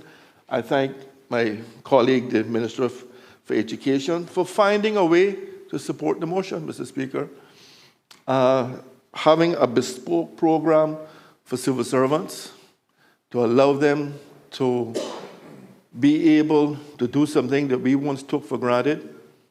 I applaud the government. I thank the government for their support, and I thank the movers of the motion, Mr. Speaker. Today is a good day for our civil service. Thank you.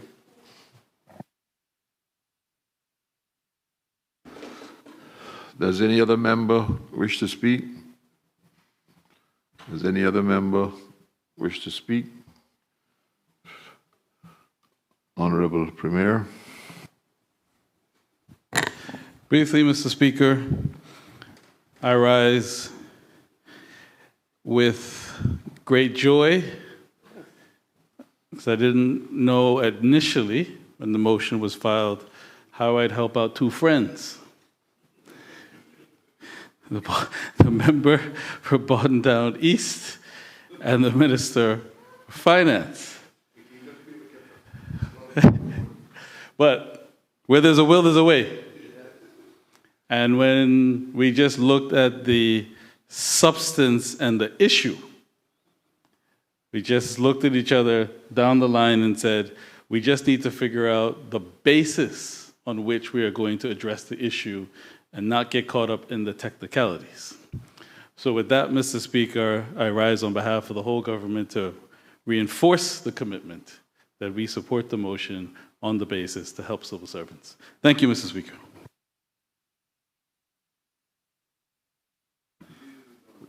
Does any other member wish to speak? Does any other member wish to speak? If not, I'll call on the mover to exercise his right of reply and suggest that the leader over here throw you a couple of pages.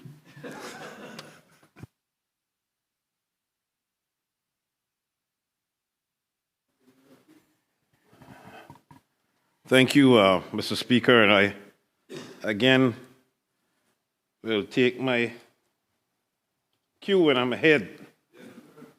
And I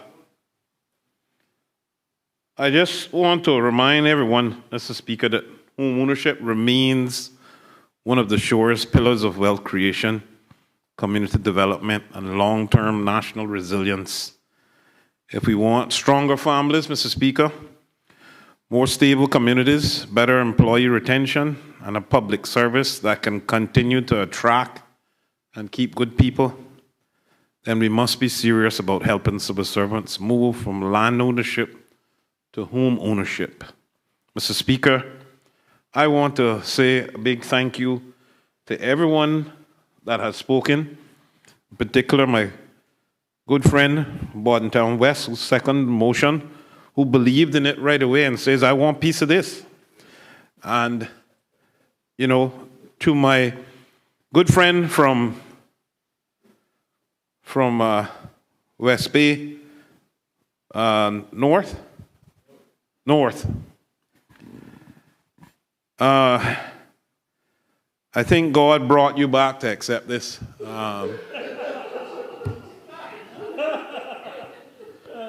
This is very important. And, Mr. Speaker, I can only say that in the 90s, I was trying to buy a house. And me and my fiance went at the time to try to purchase a home. This means a lot to me, not only for civil servants, for private also, but we wanted to buy a home at the time in the 90s that was $104,000. When they called us and they told us we could only qualify for $96,000, and we couldn't get the home. We were $8,000 off. We cried almost for a week. I know the disappointment in that, and not being able to turn your own key, owning a piece of this rock that everybody seems to want. We are the majority of the minorities in this country. There are more people here than us. There are more jobs here in Cayman than we have Caymanians. We need to find a way to ensure that the Caymanians that want to stay here, a lot want to leave because it's pressures, but we need to ensure that they're strong and that they have a piece. Having a home, Mr. Speaker, is what makes you feel pompous and strong and feeling a part of the country that you grew up in, country that you love. And, Mr. Speaker, I want to thank the Honorable Minister of Finance for now, in terms of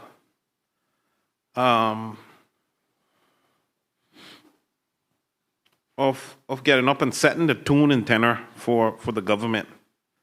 I really appreciate that, Minister of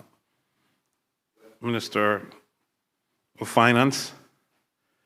And it means a lot to the people. I can tell you people are listening. Civil servants are already messaging. They are already messaging. I kid you not. All right? And the Deputy Governor, I know what this means to you, Deputy Governor, my good friend. I wanted to bring this before you leave. So thanks for your support and seeing the vision in helping civil servants realize their dream, as you said. Mr. Speaker,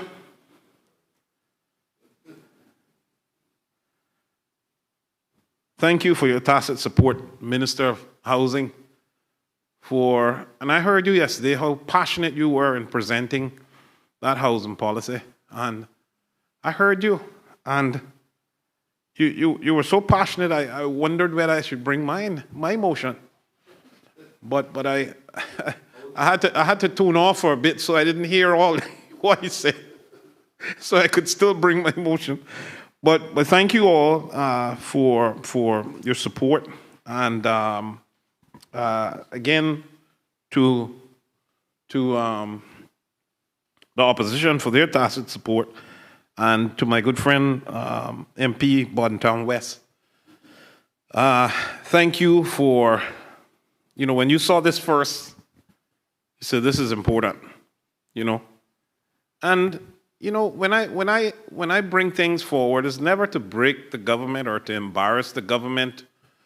It is always, I told you all, I come in a spirit, a lot of people know me, I come in a spirit of, it is almost never to compete, but to complement.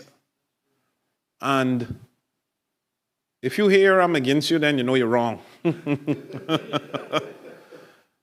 Because, when something makes sense, you just move on, just hold up the day, And no, I don't like to waste time. No, seriously. And I really am happy for the civil servants who are out there listening to this, who have an opportunity. And there's never an intention that we needed to do 100 one time. It can be a program where there's only a certain quota is done every year, according to the government's budget. So thank you all very much. God bless you all. This is a very important day, and I look forward to receiving whatever information or policies that are developed out of this, the government, and get back to us, this Honorable House, and let us know. Thank you.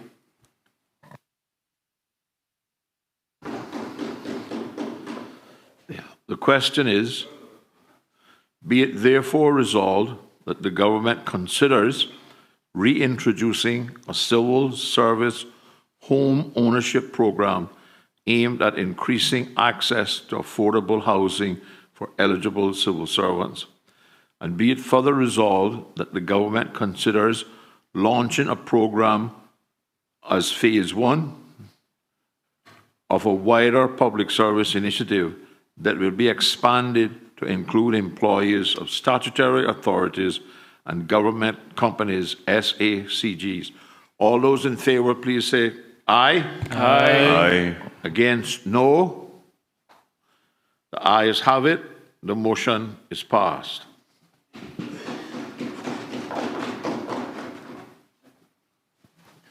Private members' motion number 15 of 2025-2026. Motion to establish Financial Services and Banking Oversight Committee, to be moved by the elected member for Bordentown West and seconded by the elected member for Bordentown East. Member for Bordentown West.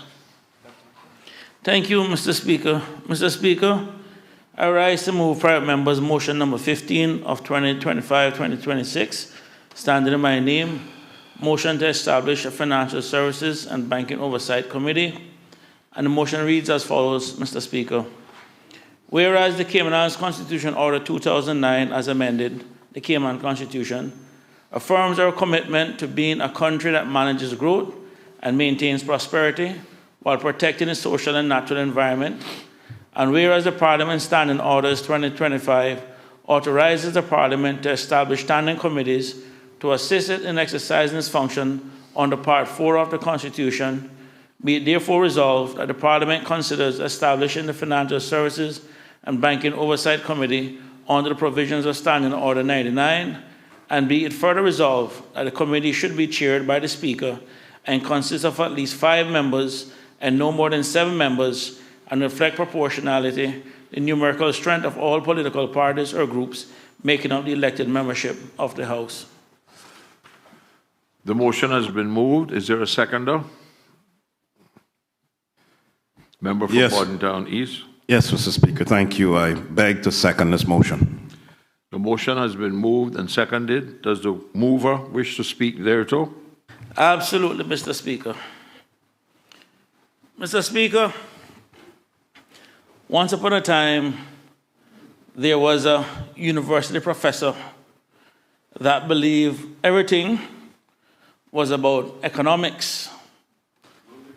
When asked about his high cholesterol, he said it was because of overconsumption driven by simultaneous artificial price signals from the combination of the cooking oil industry and the poultry industry.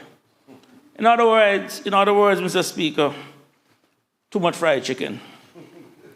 When asked if he loved his wife, he said that it was an inefficient allocation of emotional resources toward a single asset with no guaranteed return. And when asked what his wife's reaction was to that answer, he replied, supply of patients had collapsed, demand for quiet had spiked, resulting in diminished utility for affection and companionship. In other words, Mr. Speaker, his wife left him. I say all of that to say, Mr. Speaker, that not everything can be quantified with economics. And while we in this Parliament look at many economic indicators to determine the financial health of our islands and our economy, the financial health of our people requires a different set of measurement, and for us as parliamentarians, a different kind of focus. In this Parliament and other parliaments around the world, government is measured by one indicator: confidence. Either we have the confidence in the government to achieve their objective and perform their duties, or we have no confidence. Mr. Speaker, the same mindset also extends to our people. Do they have confidence that things will get better, or do they think things will get worse? Ironically, Mr. Speaker, it is said that in economics, perception becomes reality. When enough people lose confidence simultaneously, they cause the very disaster they feared. In short, Mr. Speaker, the economy is, in many ways, a collective act of faith. Yesterday, Mr. Speaker, I said that while we may pass laws to create institutions to help us make our people's lives better, it does not remove our overall responsibility for making sure our people's lives are better. We are the representative of the people. We are the ones that face the public. We are the ones that the public calls on, and as such, must make sure that we equip ourselves with the tools to answer the call. Mr. Speaker, in my contribution in the immigration debate last year, I spoke about the need for parliamentary reforms and the need to create more committees to be forward-looking. To support that argument, I spoke about different committees in the United Kingdom Parliament and the United States Congress, as well as the growth in population and the increase in the money supply between 2014 and 2024. For ease of reference, Mr. Speaker, in the UK Parliament, in the House of Commons, there's a Treasury Committee that looks at the broad range of economic policies and issues. In the House of Lords, there's the Economic Affairs Committee. Closer to home, Mr. Speaker, in the U.S. House of Representatives, there's the Financial Services Committee that deals with the banks and the Federal Reserve. In the U.S. Senate, there's a Banking, Housing, and Urban Affairs Committee that also look at broad economic policies and issues. Then there is the Joint Economic Committee of both the U.S. House of Representatives and the U.S. Senate.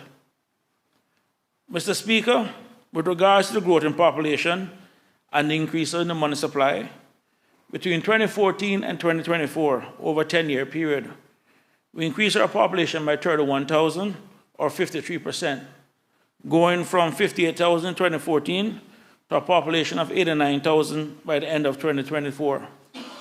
During that period, Mr. Speaker, the total amount of Cayman Islands dollars in circulation increased by 78.1 million, or 82%, going from 95.5 million in 2014 to 173.6 million in 2024. Also, Mr. Speaker, the broad money supply increased by $1.5 billion, or 125%, going from 1.2 billion in 2014 to 2.7 billion in 2024. Mr. Speaker, do you know what is missing from that analysis? The increase in inflation between 2014 and 2024 and resulting decrease in the purchasing power of our people. Do you know what it was? The answer, Mr. Speaker, around 20%. Simply put, Mr. Speaker, what $100 in 2024 would cost, what cost $100 in 2014 would cost $120 in 2024. And of course, the flip side, Mr. Speaker, is that $1 in 2014 would now be worth 83 cents in 2024. Mr. Speaker, before I go any further, I want to pause here to highlight the three main causes of inflation. There's demand pull inflation. This is the most common type, and this happens when demand for goods and services exceed supply. In essence, too much money chasing too few goods. There's one apartment to rent, 10 people want it, it's going to the highest bidder, thus driving up the price, plain and simple. Then, Mr. Speaker, there's cost push inflation that is driven by a rise in production costs rather than demand. Examples include the cost of oil today because ships can't move through the Strait of Hormuz, or at the start of the Russia-Ukraine war, where the price of grain and fertilizer went through the roof. Then, Mr. Speaker, there's a worse one, the one that most central bankers fear, built-in inflation, otherwise known as wage price spiral. This is where employees demand higher wages to cope with rising prices. Businesses facing higher employee costs raise prices further. Employees then demand even higher wages because the prices went up, thus creating an endless loop. When it starts, it can't stop. And that is why central banks fear that one the most. Mr. Speaker, other countries have central banks or similar type institutions that monitor and manage these issues. Here in Cayman, we monitor them. But do we manage them? And that, Mr. Speaker, is where we need to do a better job. Ironically, Mr. Speaker, as I was preparing for this debate and doing all the necessary economic analysis to make the case why this committee was needed, I had a flashback moment to a previous time in my life. Mr. Speaker, I already typed 16 pages of financial and technical material, and then it hit me. I realized that I was preparing for an ALCO meeting from my days as a CFO of a Class A bank. Mr. Speaker, ALCO is one of the most important but least publicly discussed committees in a financial institution. Mr. Speaker, ALCO stands for Asset and Liability Committee. It is a senior level risk management committee in a bank or financial institution responsible for overseeing and managing the balance sheet, specifically the relationship between assets, which is normally loans, investments, and cash, and liabilities, which is deposits and borrowings. Mr. Speaker, the primary purpose of an ALCO is to ensure that the bank or financial institution can always meet its financial obligations, manage the risks that arise from mismatches between assets and liabilities, and optimize profitability within acceptable risk limits. In most cases, Mr. Speaker, ALCO manages interest rate risks, liquidity risks, funding risks, currency risk, net interest margin, and capital adequacy. I was the chairman of the ALCO, and at a minimum, we would meet once per month. Some months, we had several meetings if there was an issue or event that we had to monitor. I say all that to say, Mr. Speaker, if each bank Each financial institution has this committee to manage their risk at an individual level. The question is, who is managing all those risks or monitoring those risks on a national level? And right there, Mr. Speaker, is the crux of this motion: creating a parliamentary committee to monitor and manage the financial and economic risk of our people and our country. In short, Mr. Speaker, a financial and economic risk committee. Mr. Speaker, I'm going to jog the memory of our Attorney General and ask him if he remembers the 2009 roadshow for the bond and the types of questions that were asked by investors during the roadshow. Mr. Speaker, I remember one particular meeting in New York where one investor kept going on and on and on about a particular issue, particular risk issue, I might say. And every time we thought we moved on, he'd come right back to that question. I remember leaning over and asking the HSBC rep in charge of facilitating the roadshow if I would answer the question, and he said to me, please do, because clearly he's not going to leave this issue alone. Mr. Speaker, I always remember what the Attorney General said afterwards when we were downstairs, and every time I remember it, I just can't stop laughing. But actually, Mr. Speaker, I want to say something, and I was going to call track a little bit. I know the Premier cannot understand this, and I don't know how many people have seen the Attorney General in action representing this country. But I can tell you one thing. You cannot find a better advocate for the Cayman Islands on the international stage. I mean, he has done a phenomenal job. And AG, on behalf of the people that I have the pleasure to represent, I really want to thank you on their behalf. A lot of the stuff you do is behind closed doors, but I just want you to know I appreciate what you do for my country. You know? But anyway, yeah, his country too, yeah, but yeah, and north side.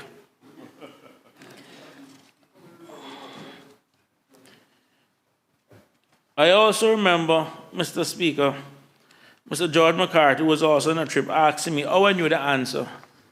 And I told him that it was something that we looked at on a regular basis, and that we also received weekly economic risk reports from our head office. And I would use that information, and I would share that information with him on a regular basis. But, Mr. Speaker, the point I want to make is that I was only able to answer that question because of me chairing my bank's ALCO and was aware of that kind of risk. And this is something that I do in my spare time, Mr. Speaker, because I still go and look at all of these different metrics. And I remember one particular conversation I was having with a former Caribbean Prime Minister, and I was impressed at his level of current affairs, going down into the nitty-gritty details, because at the end of the day, Mr. Speaker, the devil is always in the details. And that's one of the things that I really want us to start spending more time. Apology for interrupting you, Honourable Member from Bordentown West, but I need to ask the Premier to move the suspension of Standing Order 14.1 to allow the House to continue beyond the hour of 8 p.m. Thank you, Mr. Speaker. I move the suspension of Standing Order 14.1 to allow the business of the House to proceed beyond 8 p.m. The question is that Standing Order 14.1 be suspended to allow the House to continue its work beyond 8 p.m. All those in favor, please say aye. Aye. Those against, no. The ayes have it. Therefore, Standing Order 14.1 has been suspended and the House can continue to work beyond 8 p.m. Please continue, Member for Bordentown West. Thank you, Mr. Speaker. As I was saying, this is something I still look at in my spare time in terms of trying to understand the different risks that our country faces, and just something that's built into me at this point. But, Mr. Speaker, because I've been on that committee, I was able to receive and access financial and economic analysis, both at a global and regional level, and then use that information to determine how it would impact us here in Cayman. Our goal, Mr. Speaker, was always to be forward-looking by understanding what has happened in the past. Sir Winston Churchill said it best: the farther backward you can look, the farther forward you are likely to see. Mr. Speaker, at the time of filing this motion, I looked at what other parliaments did around the world, and I realized that their focus was on oversight that sometimes created an adversarial approach with organizations in their countries. This is not the role or the purpose of this committee. In my conversation with the Premier, he expressed some reservation in the name of the committee, and after further thought and discussion, I found his reservation to be legitimate, and as such, I'll be amending the motion to change the name of the committee to the Financial and Economic Risk Committee to better reflect the objectives of the committee. I don't want, Mr. Speaker, we want this committee to be seen as one working along with our financial institutions to better manage some of the risks that are facing our people and our country. And Mr. Speaker, I want to make one thing clear. As parliamentarians, and by extension politicians, we need to make sure that when we finalize the terms of reference of this committee, that we send a clear message as to what we want to do. The last thing I or anyone in here would want is to create the impression that we are moving into the balance sheet of any financial institution. That is not something that should be political, and that is not something I think that we are looking for to achieve in this committee. Again, this committee is about managing the financial and economic risks that is facing all of us, including the financial institutions. Mr. Speaker, as I said before, in this Parliament, we create laws for the peace, order, and good government of the Cayman Islands. We do this to improve the quality of life of our people and to make their lives better. And, Mr. Speaker, while we create institutions such as government departments and SAGCs to help us along the way, it does not negate our overall responsibility of making people's lives better. Mr. Speaker, many of those government departments and SAGCs prepare regular reports on their purpose and their outcomes. Just about every time we come down here, we're tailoring reports after reports after reports. But what do we do with these reports? Some of them are discussed in the Public Accounts Committee, but many of those reports go nowhere. Our job is to create at least 2 other committees to review those reports, discuss them with the various stakeholders and managers to see how best we can prepare our people and our islands for the future. Mr. Speaker, we're living in a different world. I previously spoke about the Great Reset that happens every 4 generations or every 80 years. The last Great Reset was in 1945, at the end of the Second World War. 80 years from 1945 is 2025. All the institutions that were created to ensure global peace, security, and prosperity are being torn down. And nowhere is this more clearer, Mr. Speaker, than in the very United Nations. And, Mr. Speaker, I just want to take a little time out to remind members and the listening public the preamble to the formation of the United Nations. And it reads, "We, the peoples of the United Nations, determined to save succeeding generations from the scourge of war, which twice in our lifetime has brought untold sorrow to mankind, and to reaffirm faith in fundamental human rights, in the dignity and worth of the human person, in the equal rights of men and women and of nations large and small, and to establish conditions under which justice and respect for the obligations arising from treaties and other sources of international law can be maintained, and to promote social progress and better standards of life." The founders and creators, Mr. Speaker, of the United Nations, and I know you're old enough because your grandparents would have been, or your parents would have been from that generation that know what war really looks like. And it is sad that we're now living in a time where those lessons have been lost. And that's the reason why you always have that 4th-generation reset.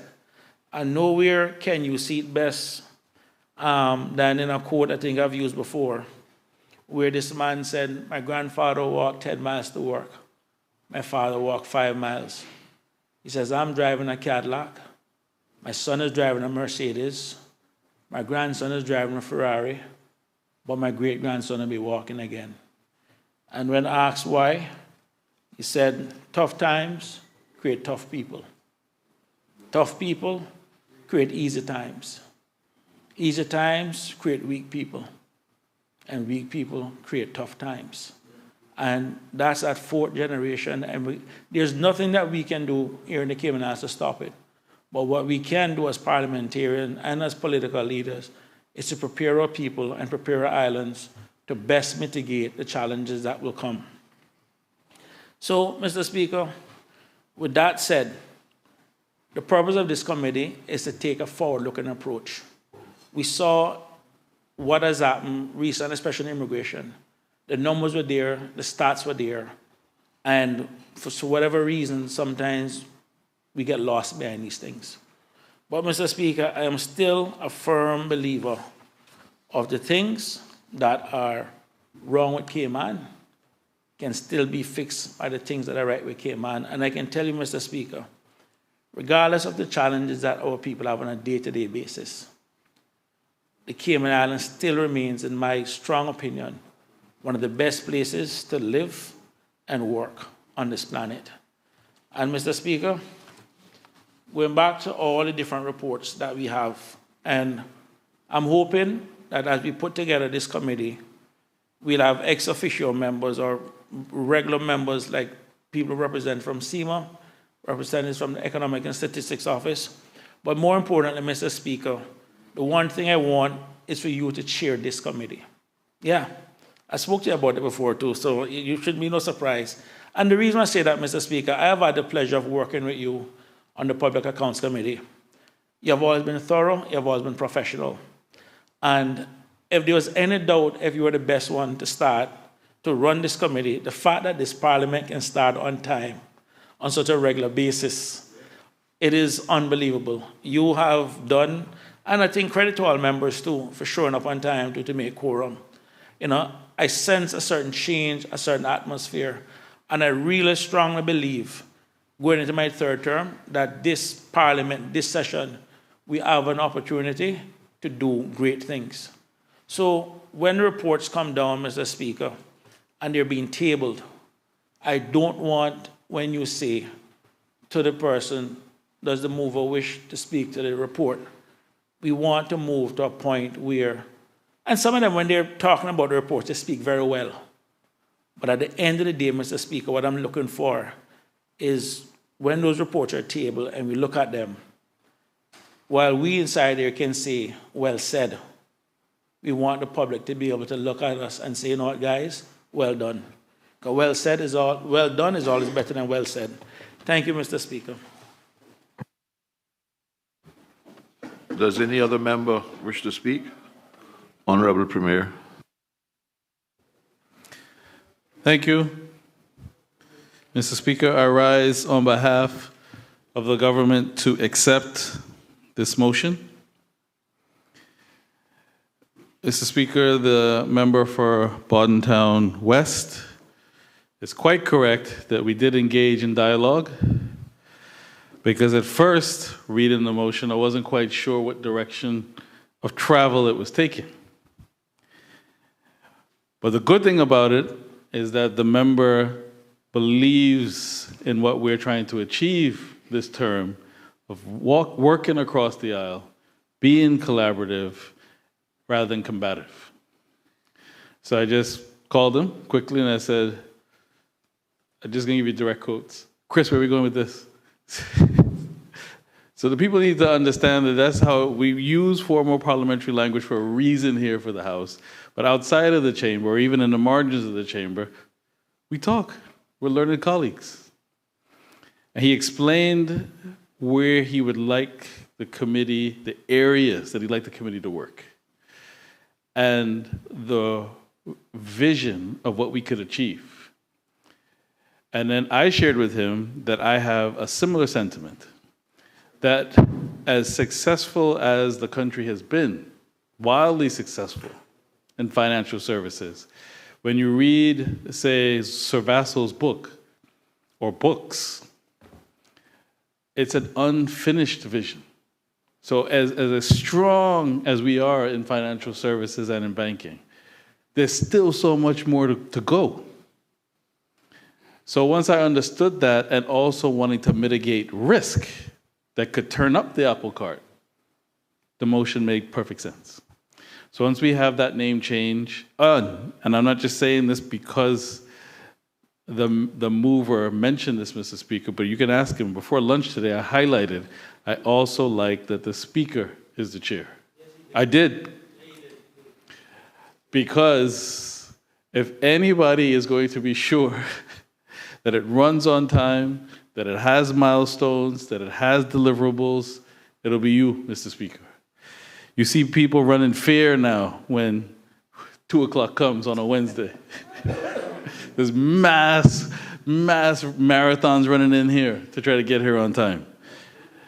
So, Mr. Speaker, I also wanted to add, in addition to the ancillary complement of members that the mover mentioned, we should also have observers who used to be in banking, retired Caymanian bankers, who still have to contribute, who remember what it was like when the customer was king. Then the respondents were on island. That you weren't getting somebody in Timbuktu who didn't know you. So let's bring them in, bring their knowledge. This then is within your vision, Mr. Speaker, of making sure that those members are also connected with Parliament. So we're not only honoring them, but we're asking them to participate and help us with these new challenges and new risks, and what other magic that they can provide to the committee. So with that, Mr. Speaker, I think the motion speaks for itself. I look forward to the work of the committee and taking not just the industry of financial services from strength to strength, but by extension, the country from strength to strength. Thank you.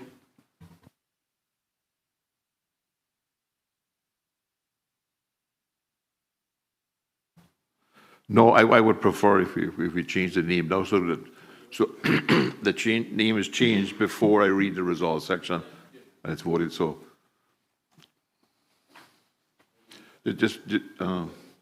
I waive the notice period. So Okay, that's fine. Thank you. Mr. Speaker, I rise to move the motion that in private members' motion number 15 of 2025-2026, that the name of the committee be changed from the Financial Services Banking Oversight Committee to the Financial and Economic Risk Committee.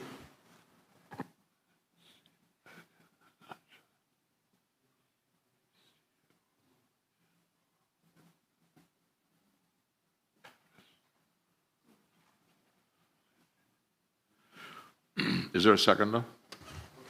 Mr. Speaker, I rise to second the motion. Okay. The motion is that the title of motion number 15, standing in the name of the member for Bordentown West, seconded by the member from Bordentown East, the title be changed from Motion to Establish Financial Services and Banking Oversight Committee to Financial and Economic Risk Committee. All those in favor, does anyone wish to speak to the change? Yes, Premier. Only to go on record to thank the member for making this accommodation, to explain to the public that it's not necessarily anything wrong with the existing financial services that have been built up. It's more about the health of the future. Okay. Does any other member wish to speak? The question is that the title of private member's motion number 15 be changed to Financial and Economic Risk Committee. All those in favor, please say aye. Aye. Those against? The ayes have it. the name of private member's motion number 15 has been changed to Financial and Economic Risk Committee. Does any other member wish to speak? Member for Bordentown East. Thank you, Mr. Speaker. Just briefly to say I want to thank the honourable member from Bordentown West for bringing this motion. And I want to say, Mr. Speaker, that I'm encouraged by the honourable member's vision and experience in the financial field and the banking space. And I am grateful for him in taking advantage of the Parliament Standing Orders 2025 that authorizes the Parliament to establish these standing committees. And I appreciate the government's support in accepting this motion. Thank you. Does any other member wish to speak? Does any other member wish to speak? If not, I call on the the mover to exercise his right of reply. Mr. Speaker, I just want to say thank you. At this time, Mr. Speaker, I know that the Minister for Finance is also working on some committees, and I will start putting on the membership of this committee until we directly see the other committees that are being formed, and then we have a better idea of what the workload will be like for different people, so we can get started everything one time. With that, I just want to thank everybody, and I want to thank the Honourable Premier and his government for also accepting the motion. Thank you, Mr. Speaker.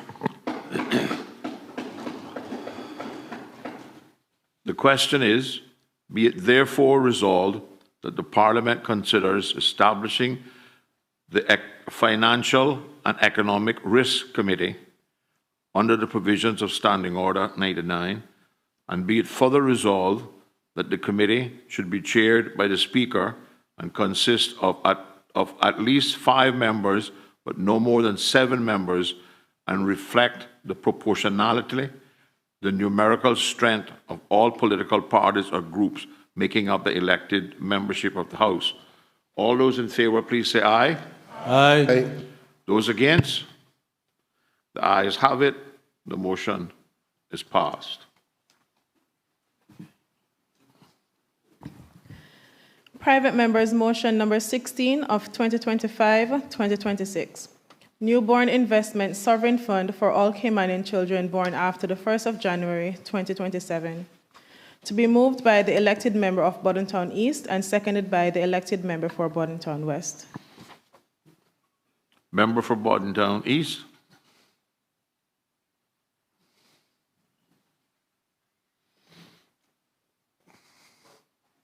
Thank you, Mr. Speaker.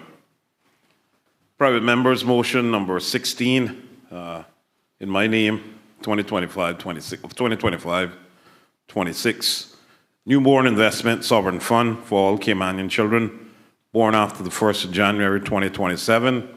Whereas Section 17 of the Cayman Islands Constitution Order 2009 provides the protection of children with such facilities that would aid their growth and development, and to ensure that every child enjoys that fundamental right, and the Constitution, by extension, affirms our commitment as a community to encourage and prepare young people to assume leadership roles.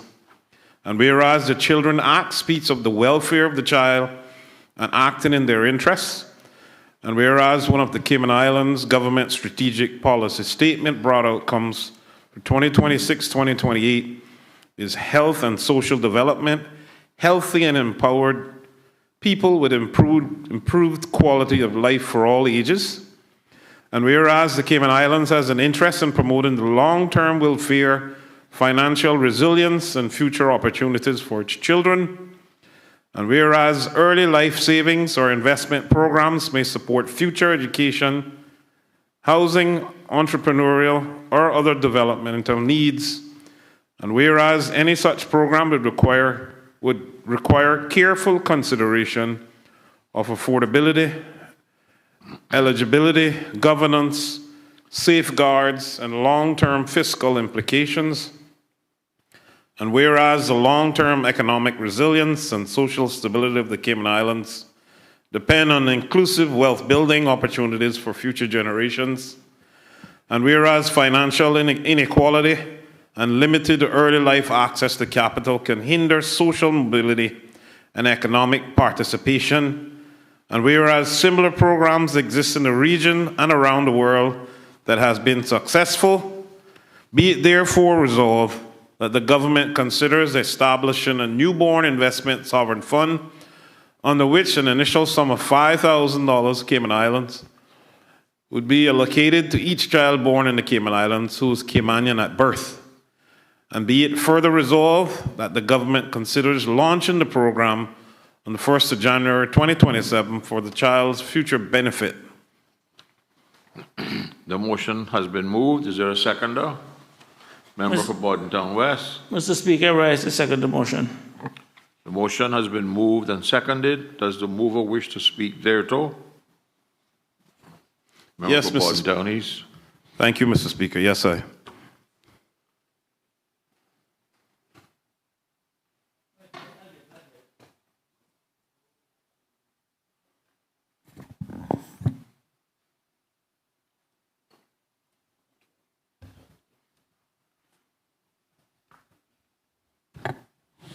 Thank you,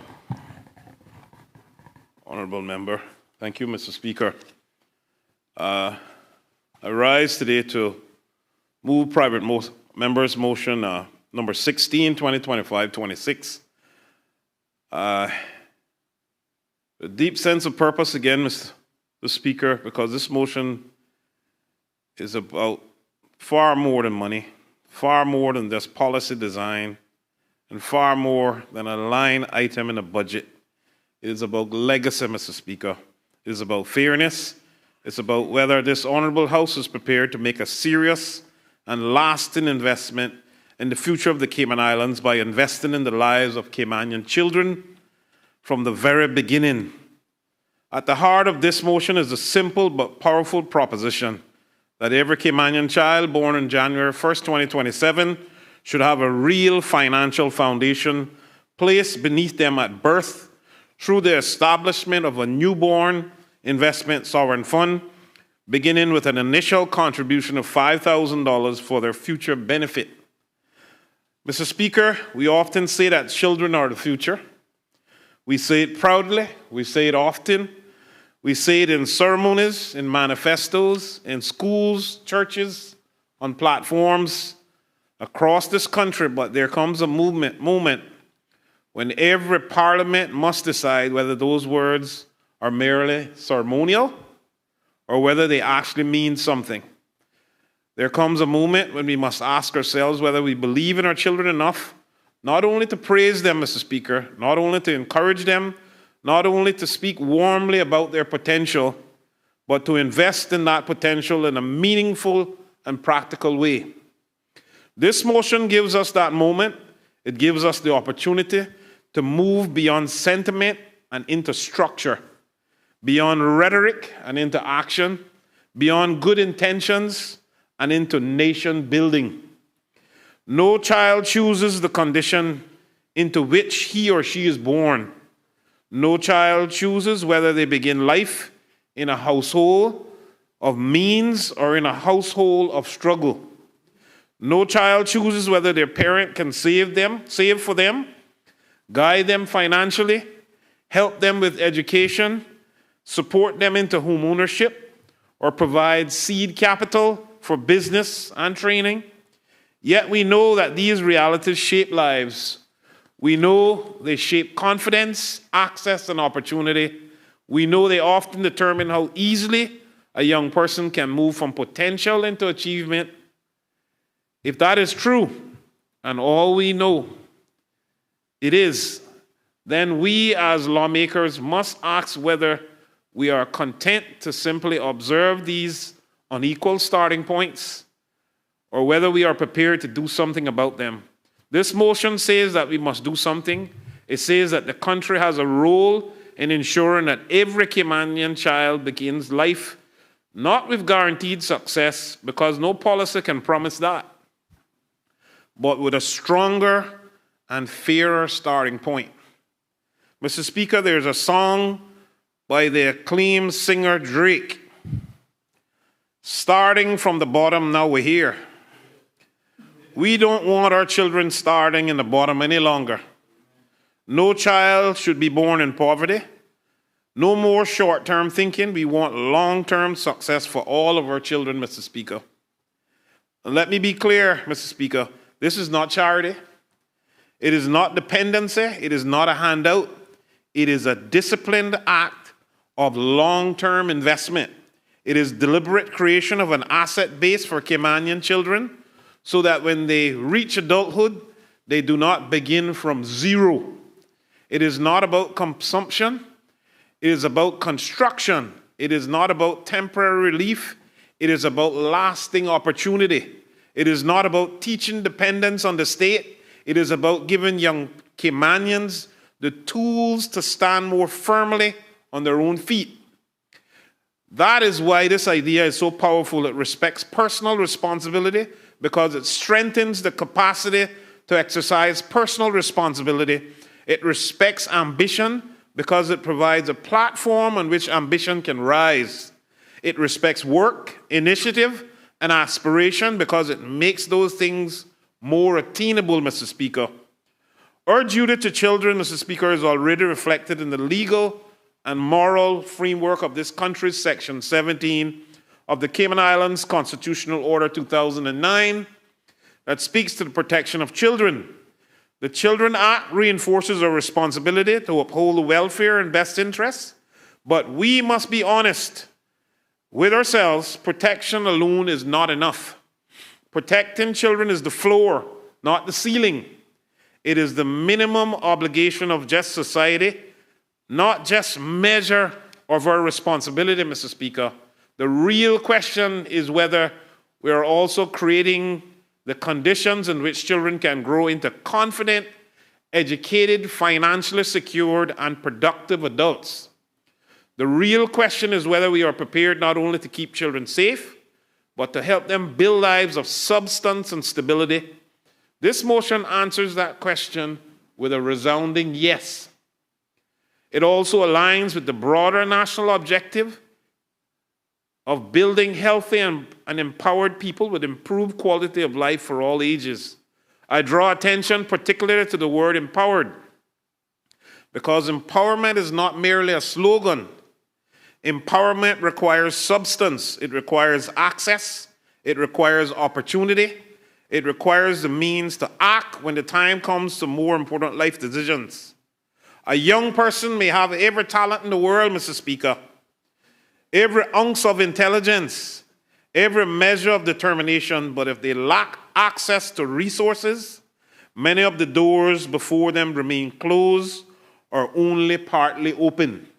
We cannot honestly claim to be empowering our people if we are not willing to think seriously about the structures that make empowerment possible. This fund is one of such structure. It would turn aspiration into policy. It would place practical opportunity behind a national language of hope and advancement. Mr. Speaker, this is not some abstract experiment without precedent. Around the world, governments have recognized that investing in children early can produce lasting social and economic benefits. In the United Kingdom, there's a child trust fund was introduced to ensure that children would reach adulthood with savings in their name. In Singapore, child development accounts helped families save towards the future of their children and reinforced a culture of planning, stability, and educational advancement. In South Korea, Mr. Speaker, youth-focused saving structures have promoted long-term preparations and improved financial literacy. In Barbados, within our own region, there has been a move towards a child wealth fund, showing that even small island nations can think boldly and act strategically on behalf of future generations. And the example of the Alaska Permanent Fund, while different in form, it reminds us that national wealth can be shared in ways that strengthen households, reduce hardships, and deepen the public stake in the prosperity of the country. We do not have to copy any of these models word for word, but we would be wise to learn from the principle they share. When a nation invests early in its people, it strengthens itself. What this motion proposes for the Cayman Islands is practical, measured, and achievable. It would provide a one-time initial contribution of $5,000 for every eligible Caymanian child born after the commencement date. That sum would simply be given out and spent. It would not be simply given out and spent. It would be placed in a structured, professionally managed sovereign investment vehicle, governed independently, transparently, and prudently, and preserved over time. There would be proper oversight. There would be proper rules. There would need to be clear investment strategy focused on long-term growth and stability, a governance framework that protects public confidence and safeguards, ensuring that access to the funds and maturity is restricted to approved life-enhancing purposes such as education, vocational training, first home ownership, entrepreneurial ventures, and long-term savings. In other words, this is not a proposal for loose distribution. It is a proposal for disciplined stewardship. As this is where the genius of time comes into the picture, one of the greatest forces in finance is not merely the size of an initial sum, but the length of time over which that sum is allowed to grow. A modest investment by birth, if managed responsibly, can become a meaningful resource by the time that child reaches adulthood. That matters because adulthood is precisely the stage at which so many young people encounter the great turning points of life. It is the stage at which decisions about study, training, work, housing, investment, and independence become immediately unavoidable. Too many young people approach those moments with an ability, but without capital, with ambition, but without backing, with plans, but without means. This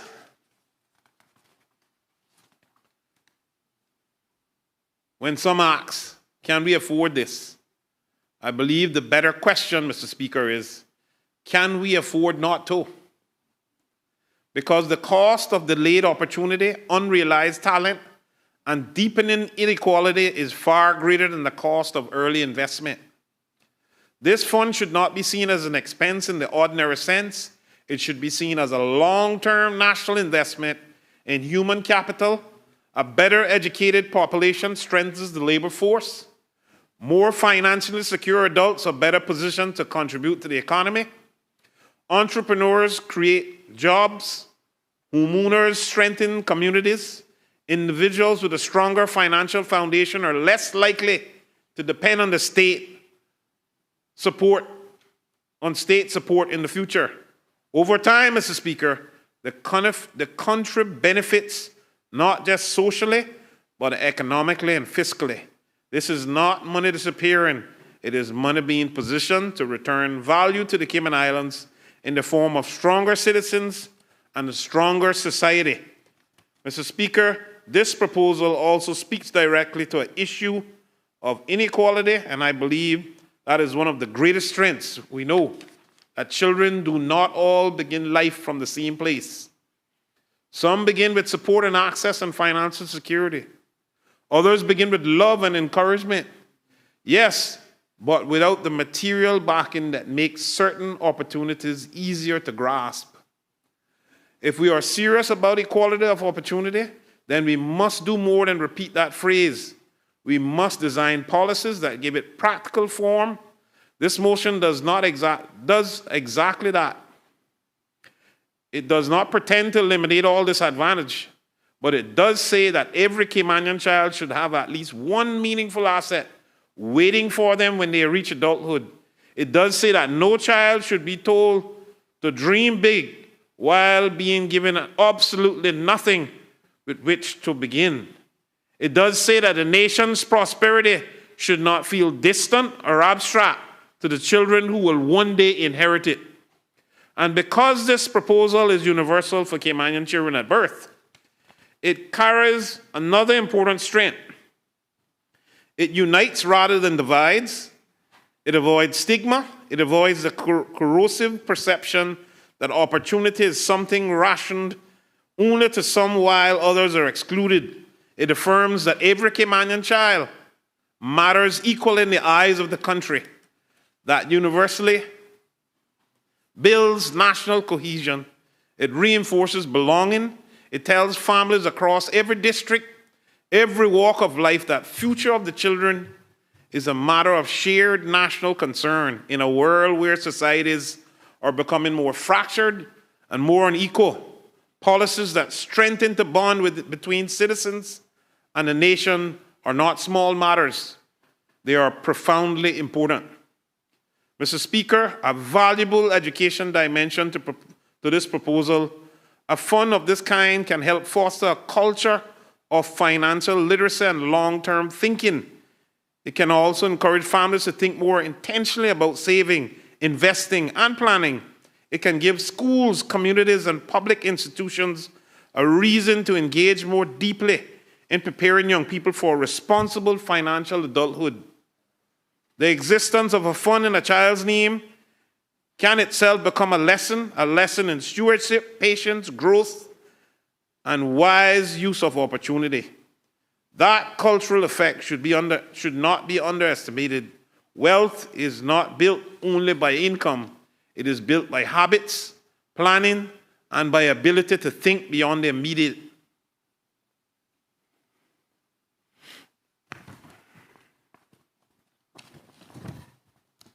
Yeah, do JC. Mr. Speaker,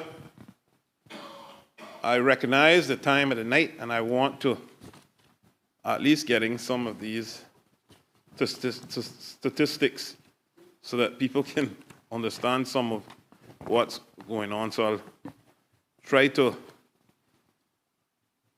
reduce my speech time by 50%.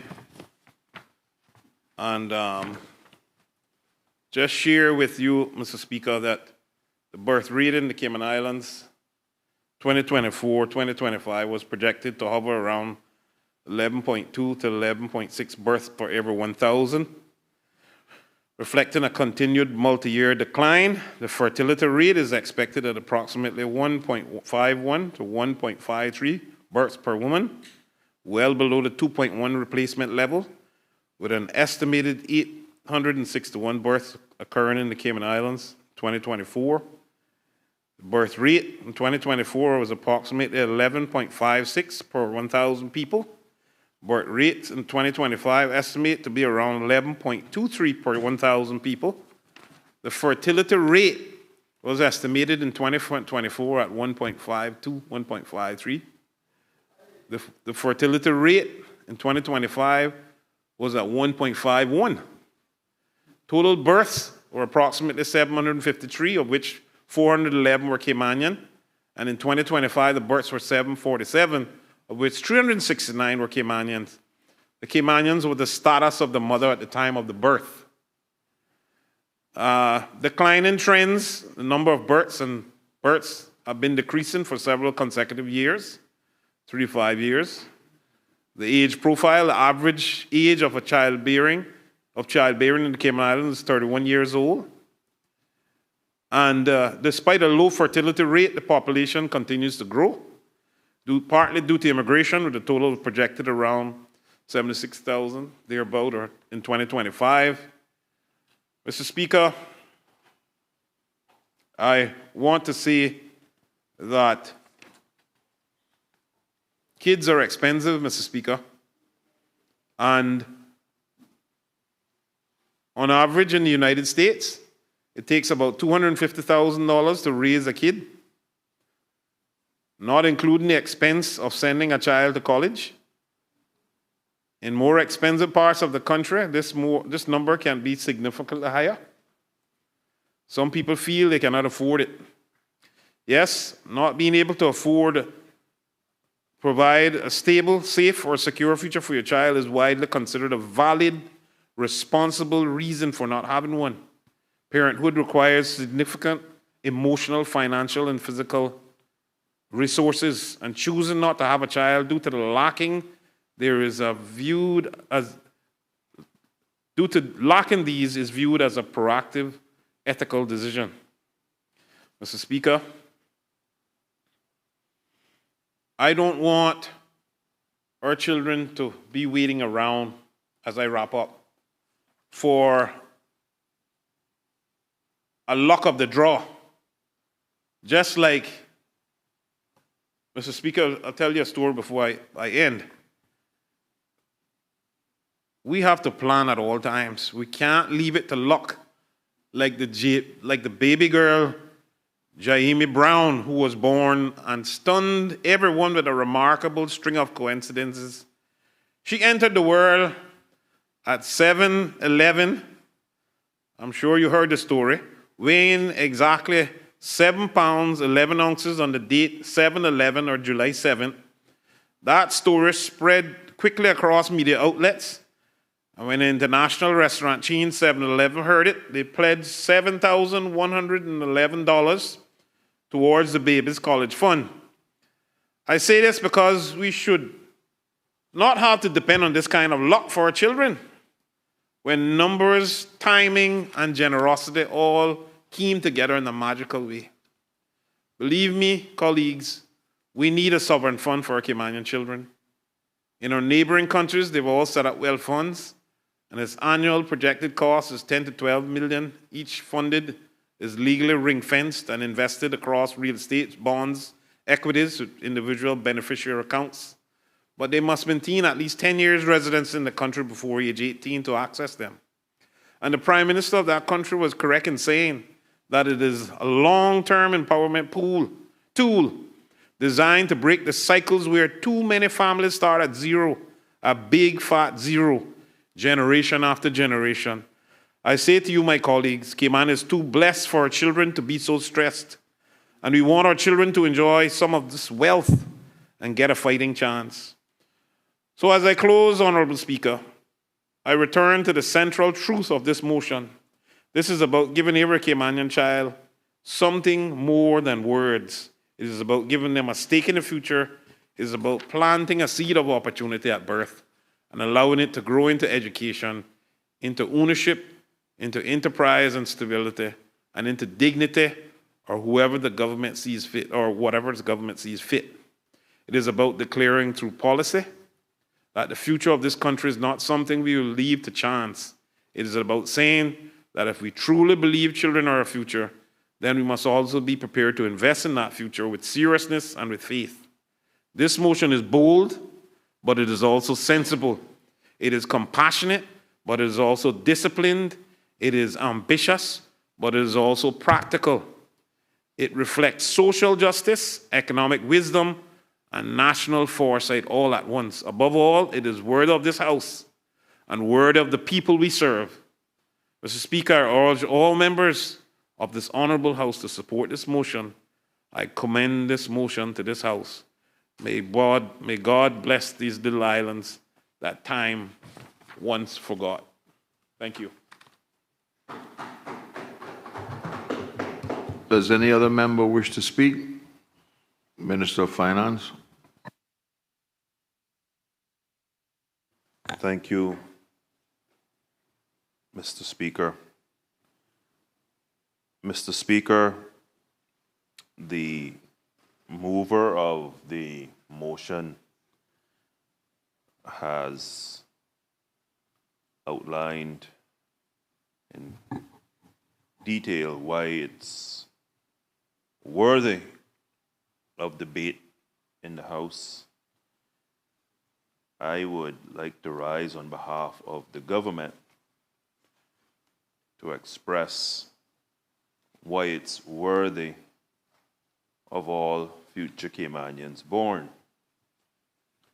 Because, Mr. Speaker, during the budget address and debate period, members would recall when I made mention that we needed to not continue to squander our economic resources and have no long-term economic development strategy,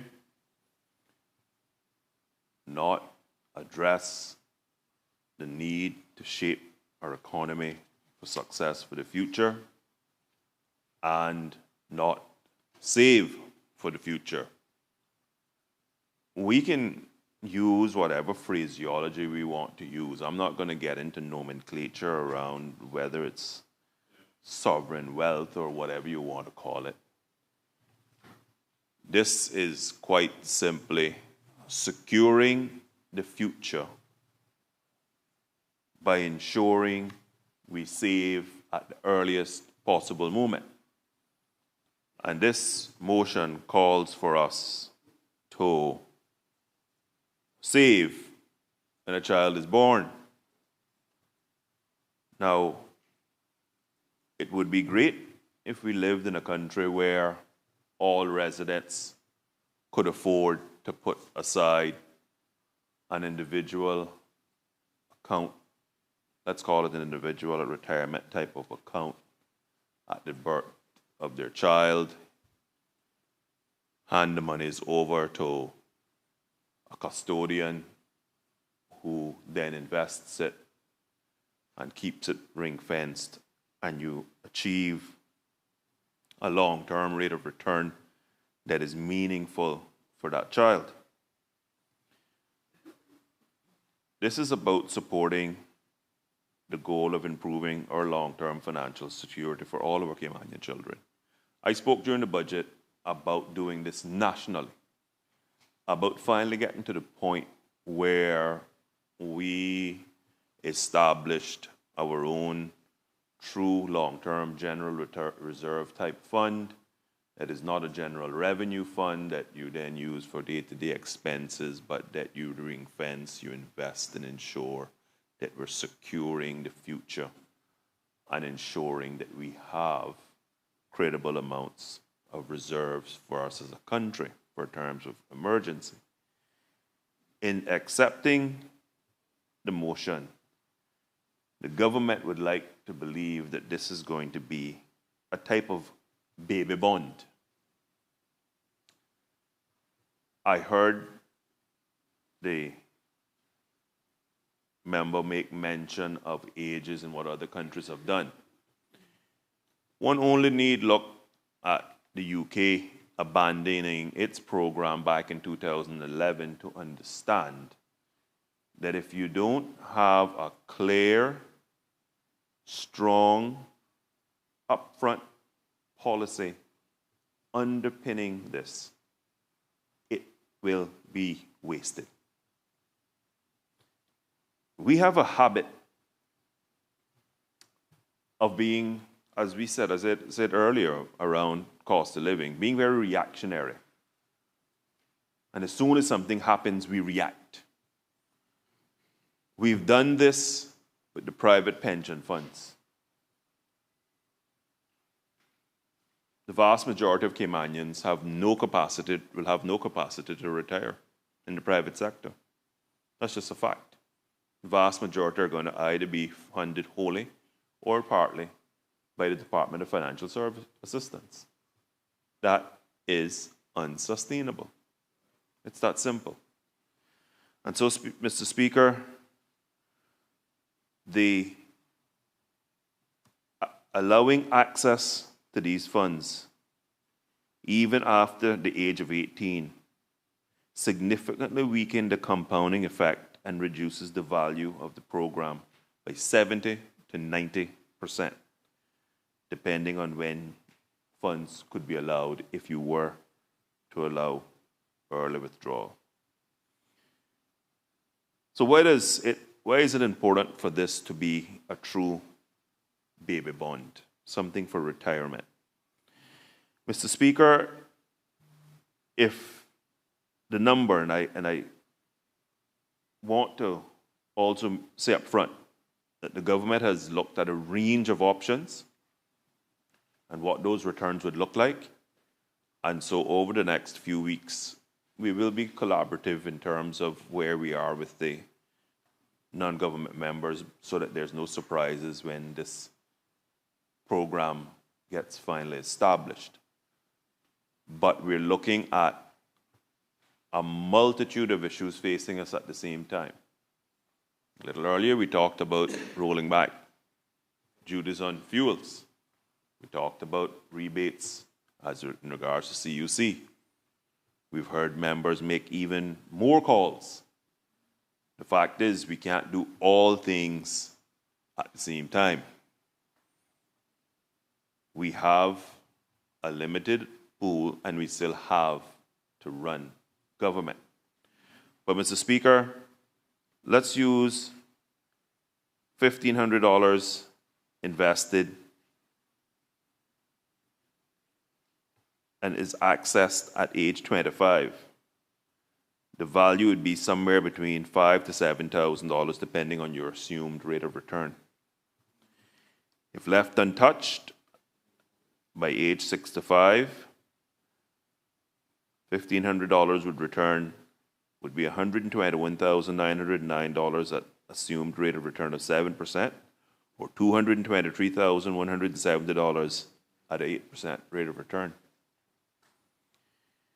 This means over 90% of the long-term value is lost if we were to be so foolhardy as to roll something out like this and allow any form of early access. Early withdrawal turns a powerful retirement asset into a short-term consumption tool with limited economic impact. We need to ensure that there's a strong governance structure put around this fund to protect the integrity of the fund, to ensure that we have to have a robust governance structure is critically essential. This would include a statutory prohibition on any early withdrawals, independent fund management. This cannot be something that we then decide, oh, we're going to stick it in the bank and hope for the best. This has to be professionally managed. We must have transparent annual return reporting, and we must have clear investment mandates. This is serious stuff, colleagues. This is serious stuff. No more knee-jerk reactions because we have COVID, because we have this and we have that. People's retirement is unplanned, and where we are is unsustainable. If we're truly going to make a generational change to have generational impact, we have to do it right. Without these protections, the fund will be at risk of being eroded by ad hoc withdrawals or political pressure, undermining its long-term purpose. We must ensure long-term commitment across governments.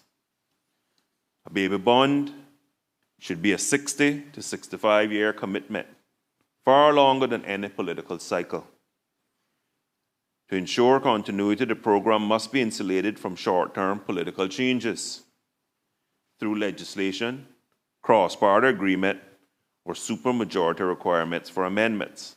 This stability is essential to give families the confidence that we will maximize the greatest return so that this can have the impact desired.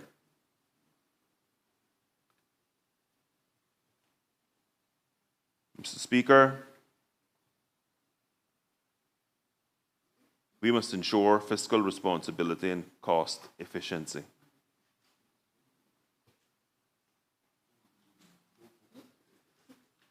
The program can be fiscally manageable once government can take a look and see what is affordable and what will be sustainable. We must ensure, Mr. Speaker, that a loud message is sent to the community that this is to complement, not replace, existing pension plans. That this is to complement, not replace, existing pension plans. The baby bond must be positioned as a complementary tool. We must ensure that mandatory pensions remain the primary retirement vehicle. What the baby bond could do is provide a universal baseline, especially for low-income households, workers with interrupted work histories, workers in sectors with inconsistent pension contributions. This layered approach strengthens national retirement security without undermining the existing pension framework. Mr. Speaker, let me just give a couple of examples that we have worked through. What I got the team to do was I got the team to give a range of options, going from $500 for every child born and increasing by $500 increments, right up to what the movers of the move of the motion has stated at $5,000. At present, and with assumed population growth rates, if we were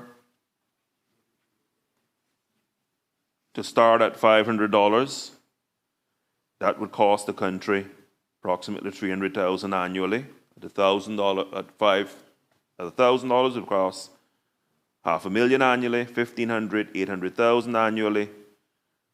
$2,000 would cost $1 million annually. $2,500, $1.3 million. $3,000, $1.5 million. $4,000, $2 million, and $5,000 will cost us $2.5 million annually. Mr. Speaker, based on those contribution rates, we also mocked up what the end value would be at age 60 and age 65 using a number of assumed rate of returns. Mr. Speaker, I won't go through everyone. I'll just start at the very bottom and then just get a few in the middle and work my way up. If we were to have $500 at a 5% rate of return at age 60, that would be $9,000. At 65, that would be $11,920. 7% rate of return would gain $28,973 at age 60. $40,636 at age 65, 8% annualized rate of return, $50,629 of age 60, $74,390 at age 65. So, Mr. Speaker, what if we did $1,500? At $1,500, and I'll just pick the middle, which would be a 7% annualized rate of return given the hour, and we're going to share this information with members. $1,500 would create an $86,920 value at age 60, $121,909 at age 65. I think now we're starting to talk with the numbers that the members would be desiring. If we look at the midpoint and $2,500, 7% rate of return, $144,866. At age 60, at age 65, $203,182. So what if we did $4,000? At age 60, $231,786. Age 65, $325,091. If we go with the numbers in the motion, $5,000, 7% rate of return would create $289,732 at age 60, $406,364 at age 65. So we see, Mr. Speaker, how critically important it is for this to be locked in to where we are now as a country, that age 65 would be the age at which people would access this. We have to ensure, Mr. Speaker, that this is not just created like we have before by way of motion in the House. We then set up an account and money is pour in and we have no strategy and we have no investment strategy and overall strategy. Mr. Speaker, the government's view is simple. A bespoke piece of legislation is needed. We would then work in tandem with the Public Service Pension Board. We would then have to change their legislation to allow them to manage this. We get the agreement of the Public Service Pension Board to manage this because I think all of us would agree they do an excellent job. An excellent job at managing the funds that they now have to manage. And we ensure that in that legislation that it be very clear that these funds cannot be accessed until retirement so that we can say as a parliament, we did something that has generational impact and it manages a risk that we know we currently face. And if we don't do something to arrest it, it's only going to get worse. So, Mr. Speaker, we're in support of the motion, but with those conditions. We cannot allow what could be something that a future generation, none of us are going to be around to see this, okay? God's willing, none of us are going to be around to see this. But the fact is, God's willing. Well, if we go to my ESO office, I think the average Caymanian male is 82.7 years of average life. So, on average, Mr. Speaker, there's a high likelihood that we won't be around to see the end of this work. But for us to start it is critically important. The key is, given the current financial constraints that we do have and all of the competing interests, we do have to look and see what is going to be sustainable going forward in terms of that contribution. As I said, right now looking at it, I would have to say somewhere around $2,500 to $3,000 per child would be what is sustainable. $5,000 at this stage, for me to stand here and say that we're going to be able to afford $2.5 million next year, that wasn't anticipated when we created the budget just a few months ago, might be a bit of a stretch, but I think even if we're in any of those ballparks, you see what the outcome would be. As I said, $3,000 would allow... That's right. At $3,000, you would be right at around $250,000. That's right, $243,819. That is a generational change as far as I'm concerned, Mr. Speaker. So with those few words, I want to say that a retirement-focused baby bond is the most equitable, fiscally responsible, and impactful version of the proposed program. It protects public finances, strengthens long-term retirement outcomes, and ensures that every Caymanian child would enter old age with a meaningful asset. With strong governance, long-term political commitment, and a reindexing mechanism, the baby bond can become a cornerstone of Cayman's social policy for generations to come. So, Mr. Speaker, on behalf of the government, I'm happy to accept the motion, and we now will go to work to come up and create with the framework, the legal framework for which it will be built, and ensure that we share that with members of the opposition, and we're in lockstep by the time we bring that back to the Parliament. Thank you, Mr. Speaker.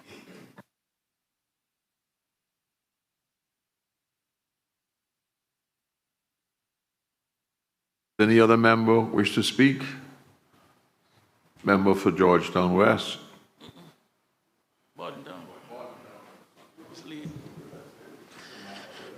Mr. Speaker, thank you very much. I need to disagree with my colleague from Bordentown East. In his previous response to his motion that the government just accepted with regards to the civil service home ownership, he said that he believed the member for West Bay North came back specifically to approve that motion. Mr. Speaker, while I like the previous motion, I honestly think the member for West Bay North came back specifically for this motion. Mr. Speaker, as the Minister of Finance rightfully said, this is a generational change. My colleague from Borden East talked about our birth rate, our replacement rate, and everything else. And for years we have talked about Caymanians not wanting to have babies, or sometimes babies are too expensive. And to set aside hopefully 3,000, that by the time they go to retire at 65, they're sitting at $250,000, compounded at 7%. The minister's presentation was spot on. The average rate of return for the Public Service Pension Board since its inception has been around 7% per annum. So I think that's a reasonable number to use at 7%. And 3,000 will be just at the $250,000 mark. I think, and as the minister rightfully said, this is one of the things that we need to put safeguards in place. So it'll be difficult for future parliaments or anyone to just come in and just decide during hard times to raid this money. As a matter of fact, I think it'll be difficult for any politician to go and basically take people's savings or anything like that when they know that money actually belongs to them. I mean, you do so at your own risk. But at the end of the day, Mr. Speaker, this is what it is about, making a difference. This is about bettering our people's lives. And while previous generations and previous parliaments did not have the financial wherewithal to do this, at least we in this parliament, in this day and age, at least can say, you know what, here's a chance, here's an opportunity to get something right. This is the kind of stuff that we're elected to do. And I am proud and I'm honored that my good friend from Borden East asked me to second it. And honestly, Mr. Speaker, when he called me, I was like, man, that's a good motion, man. I remember speaking to the member for Northside about it, and he's like, man, Chris, I campaigned on this too. I can't believe John beat me to this. You know, but the truth of the fact is, Mr. Speaker, it's a great motion. And as the minister said, we just need to make sure we put the proper safeguards in place now, that people don't see this as something to read for a rainy day, for when there's emergencies or anything. And as such, Mr. Minister, when you're putting together the legislation, I think it's important that we actually put in something like a unanimous consent of the current parliament to even touch something like that, recognizing parliamentary supremacy and everything else. But at that point, this should not be something that a mere simple majority, a mere government need money and go read. This is something that should require every single member with nobody abstain or anything like that to touch something like this. Because this is our gift to our children and our grandchildren. And I just want to thank my colleague again from Borden East for having the foresight, the vision, and as Jay said, as the member for Northside said, John beat us to this one. But at least I got to second it. So thank you very much.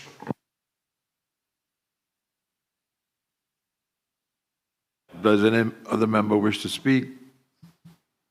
Does any other member wish to speak? Does any other member wish to speak? If not, I invite the mover to exercise his right of reply.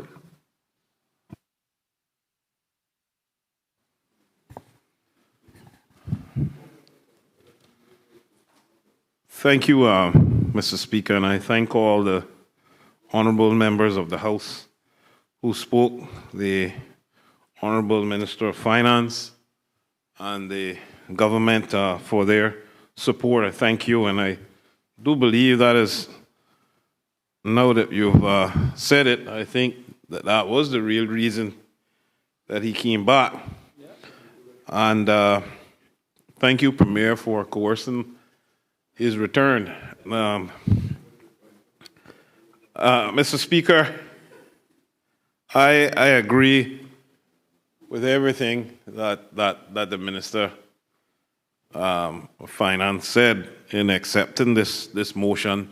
And when we bring a motion, you know, we come with ideas, and obviously the government is the person, the governor of the day is the body that has to bring it forward, and in another form of a bill or otherwise. So I am at the mercy of the government, and I definitely, when he mentioned COVID and pension, and that memory came back around, I definitely slipped myself back into understanding that we really need to protect this fund, and persons need to know straight up front what kind of fund that it is, and it's not one that you can grab out of it whenever you feel like. And Mr. Speaker, I want to say thank you to my good friend, a colleague from Bordentown West, who immediately, as I called again for him to second, was very anxious to be a part of this and really encouraged me to come forward, and wanted to ensure that we got this right, and ensure we got it here on time. Yeah. So what I will say to the minister from Northside is that I just won in bringing the motion forward, but now you win in actually bringing it in law. So I think you win, but we all win. And I think we need to have a fiscally managed program with great investment strategy, as the minister has said. And I do agree that we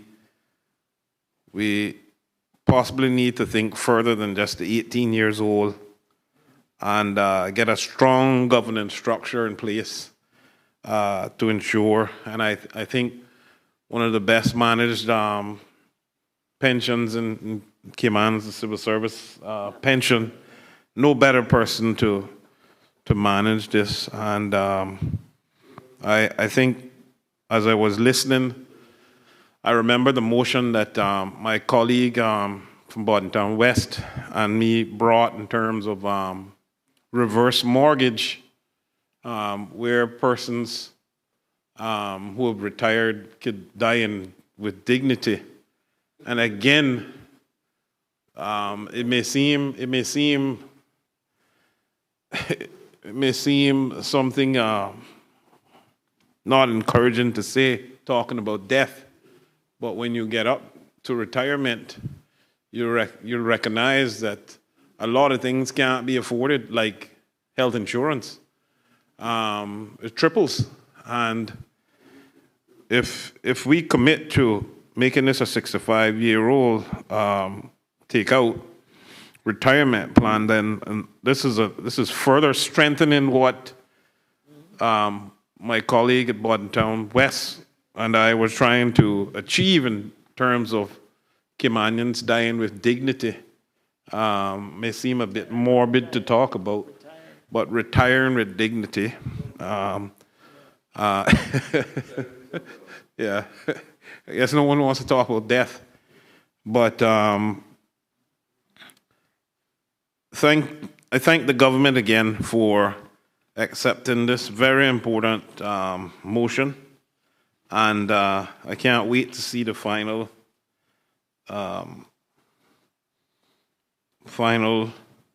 bill that will be brought forward. But so far, all that the finance minister has said has no objections from me, and I think we can only make this stronger as we think about all of the factions that will make this stronger for that child, and helping them realize how important we think of them. I think this is very important for the Cayman Islands, and thank the government again. God bless.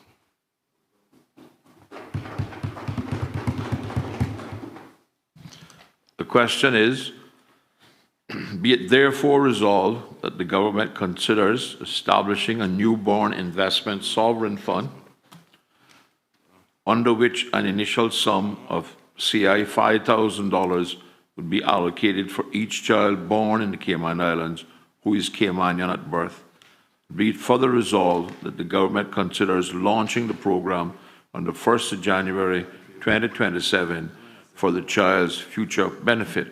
All those in favor, please say aye. Aye. Those against, no. The ayes have it. The motion is passed.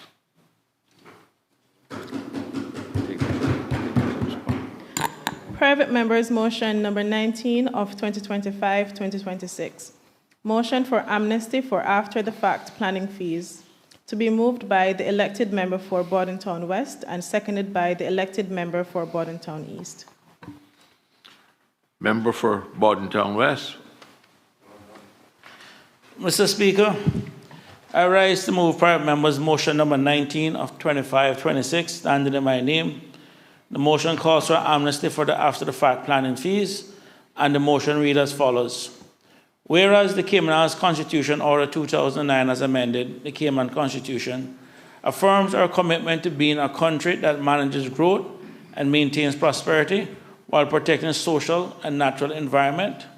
And whereas the Cayman Islands Constitution Order 2009 as amended, the Constitution, affirms our commitment to being a community that practices honest and open dialogue to ensure mutual understanding and social harmony.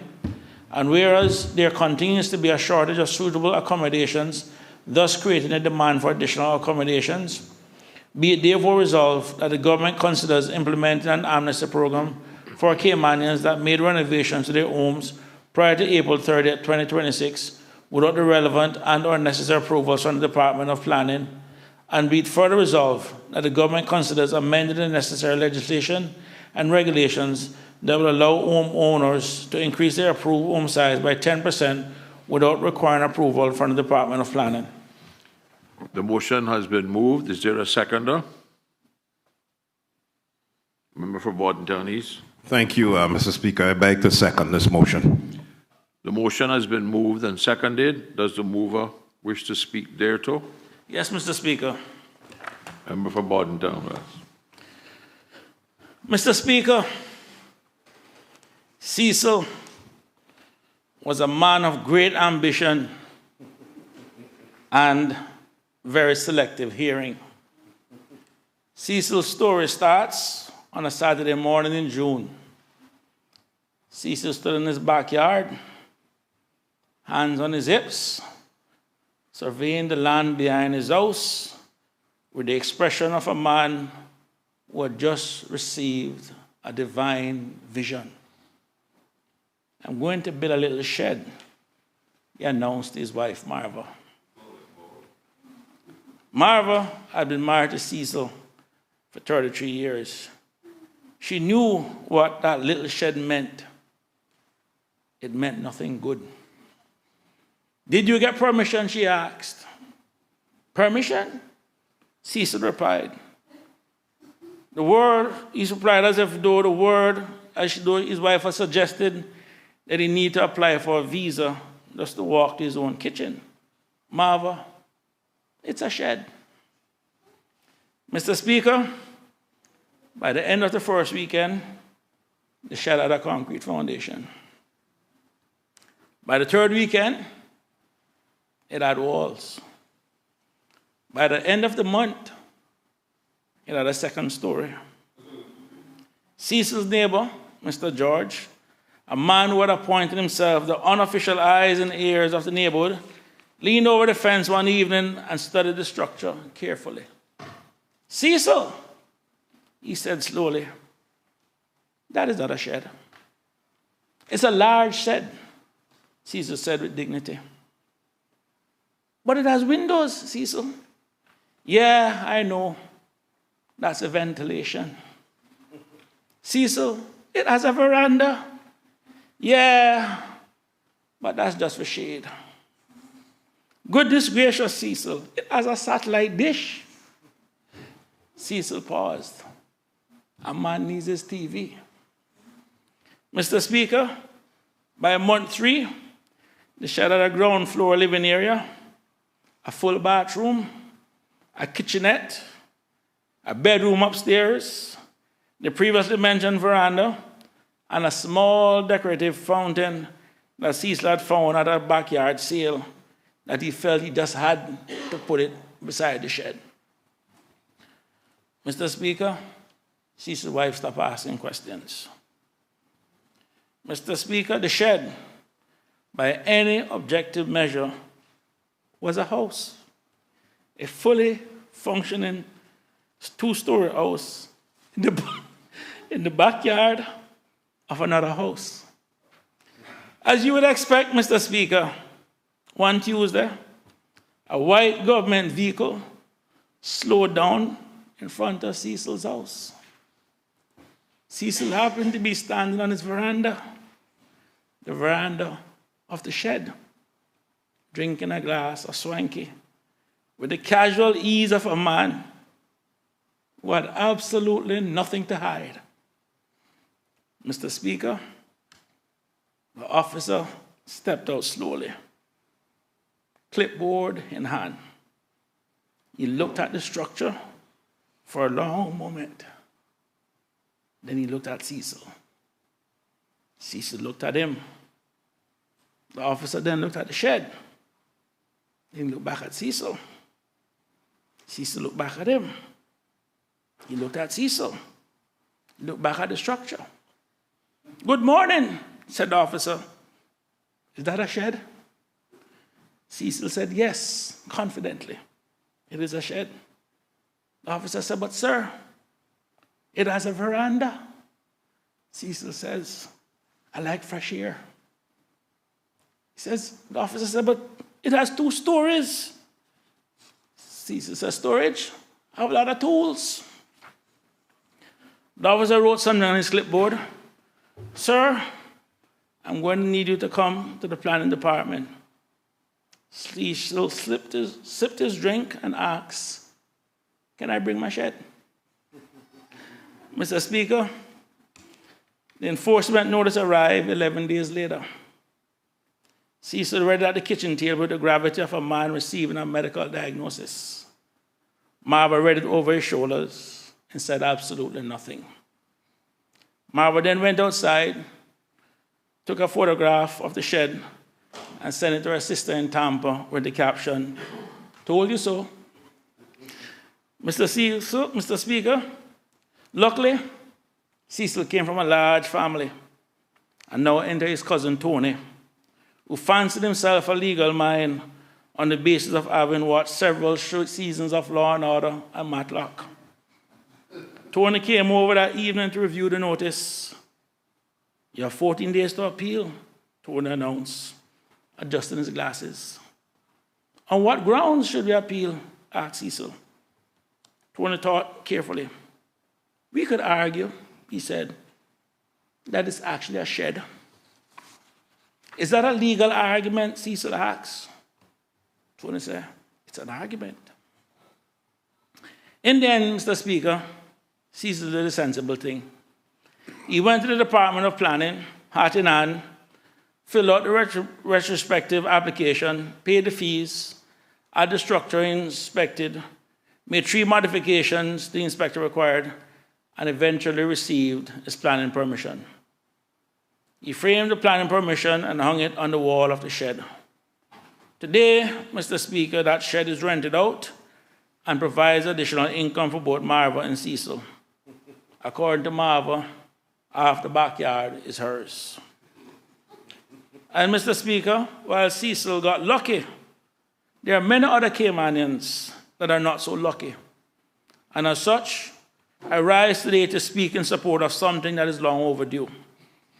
A genuine, compassionate, and practical amnesty for those amongst us who carried out renovations and improvements to their homes and buildings without first obtaining the required planning permission.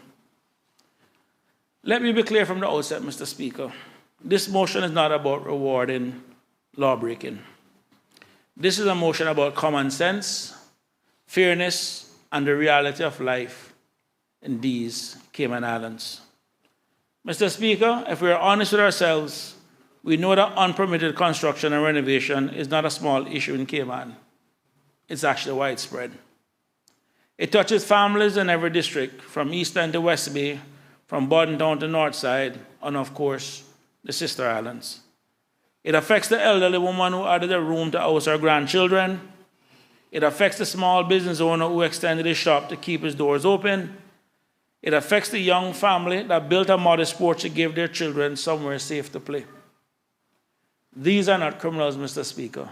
These are our neighbors. And, Mr. Speaker, if we must ask ourselves honestly, why do so many people find themselves in this situation? For some, the planning process felt intimidating, expensive, and slow.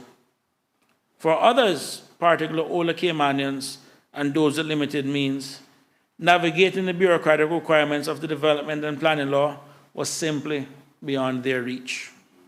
Some, Mr. Speaker, acted out of urgency after a storm or during a family emergency. For others, Mr. Speaker, they simply did not know that the work that they were carrying out needed planning permission. Mr. Speaker, the Development and Planning Act itself recognizes that certain minor interior works do not require planning permission. But the line between what requires permission and what does not is not always obvious to the ordinary homeowner. We cannot, on one hand, have a system of such complexity, and then, on the other hand, show no mercy to those who did not fully understand it. Mr. Speaker, the current situation creates real hardship for real people. Homeowners with unpermitted structures cannot easily sell their properties. They cannot secure financing or refinancing against their homes. They live under a cloud of legal uncertainty, fearful that at any moment an enforcement notice could arrive at their door, carrying fines of up to $5,000, and in some zones, penalties that escalate with every passing day. For families of modest means, this is not an abstract legal risk. It is a source of genuine anxiety. It hangs over them when they try to plan for their futures, when they try to pass something on to their children, when they try to do nothing more than live with dignity in the homes they have built with their own hands, their own sweat, and their own blood. Mr. Speaker, we have the power in this Parliament to lift that cloud and put their mind at ease. And quite frankly, Mr. Speaker, we should use it. So, Mr. Speaker, what should this amnesty look like? First of all, Mr. Speaker, a well-designed amnesty needs not to be a free pass. It should be structured fair and time-limited, and I envision an amnesty would first open a defined window, perhaps 8 to 12 months, during which homeowners and building owners may voluntarily come forward to declare unpermitted works. Secondly, Mr. Speaker, it requires applicants to submit their structures for inspection, ensuring that safety standards are met. Amnesty should never mean unsafe buildings are simply waved through. Public safety remains paramount. Thirdly, Mr. Speaker, result in the retrospective grant of planning permission for works that are found to be structurally sound and consistent with zoning requirements, giving homeowners the peace of mind that they deserve. Lastly, Mr. Speaker, be accompanied by a genuine public education campaign so that going forward, more of our people understand what is required for permission. Mr. Speaker, amnesties of this kind are not without precedents. Jurisdictions around the world, from United Kingdom to Jamaica to New Zealand, have at various times recognized that accumulated non-compliance in the planning system is better resolved through engagement rather than enforcement. The goal of planning law is not to punish people. The goal is orderly, safe, and sustainable development, and an amnesty serves that goal far better than a wave of enforcement notice could ever. Mr. Speaker, as you are aware, the Development and Planning Act provides the authority with considerable flexibility. Section 16 expressly contemplates the retrospective grant of permission for buildings and works already carried out. An amnesty program would simply provide a structured, transparent, and humane framework for doing exactly that, at scale and with proper safeguards. Mr. Speaker, I call on the government, the Central Planning Authority, and the Department of Planning to work with us to design an amnesty that is workable, fair, and effective. Mr. Speaker, it could be something as simple as designing a form to make it easier for them to apply for amnesty. Mr. Speaker, we make laws in this Parliament, not for people to suffer under those laws, but for the law to be used as a tool for building better, safer, and a more just Cayman Islands. Mr. Speaker, the people who added a room or renovated a kitchen without a permit are not criminals. They are our people, they are our neighbors, they are our families, and they are our friends. And we need to give them the peace of mind. The other part of the resolve, Mr. Speaker, speaks about the ability to add the 10%. As you're aware, Mr. Speaker, that was something that previously existed and was changed in this very room that we're in. And, Mr. Speaker, when I talk about bringing back the 10%, it is not 10% of your existing structure. It is 10% of your approved structure. Because what was happening in the past, and I do understand why that decision was made, is that people would expand the 10%, then they go add the 10% on top of that 10%, and next thing a 2,000 house become a 6,000 square foot house. And that in itself became a problem. So it is about bringing that back and giving people that opportunity. Yesterday, Mr. Speaker, we listened to the Minister of Planning passionately delivered the housing issue. And I can tell you, Mr. Speaker, between 2023 and 2024, when I was doing my Christmas cake visits, in my constituency alone, just from going house to house, there were at least 83 homes that I came across where compared to the prior Christmas, they actually made adjustments to their homes. Many people enclosed garages to basically make an extra income just to make ends meet. And the whole idea behind planning, Mr. Speaker, is that as long as something is not causing harm to the community or harm to somebody, that should still be somebody's house. Because at the end of the day, my friends, whether we like it or not, a man's home is still his castle. And sometimes we got some nosy little people. Because I can tell you, I've spent enough time defending something. I have some nosy people. I had one lady who, when we had Tropical Storm Grace, she had some apartments in the back of her house that got destroyed. And when the person came to fix it, he said to her, rather than use the board that went down, let's say we can use concrete, some of the concrete boards and so forth. Planning jumped on the woman. And on top of that, she had some extra space between two other apartments. And the guy said, while we're here, you can fit another room right there and get extra money. This is a retired lady.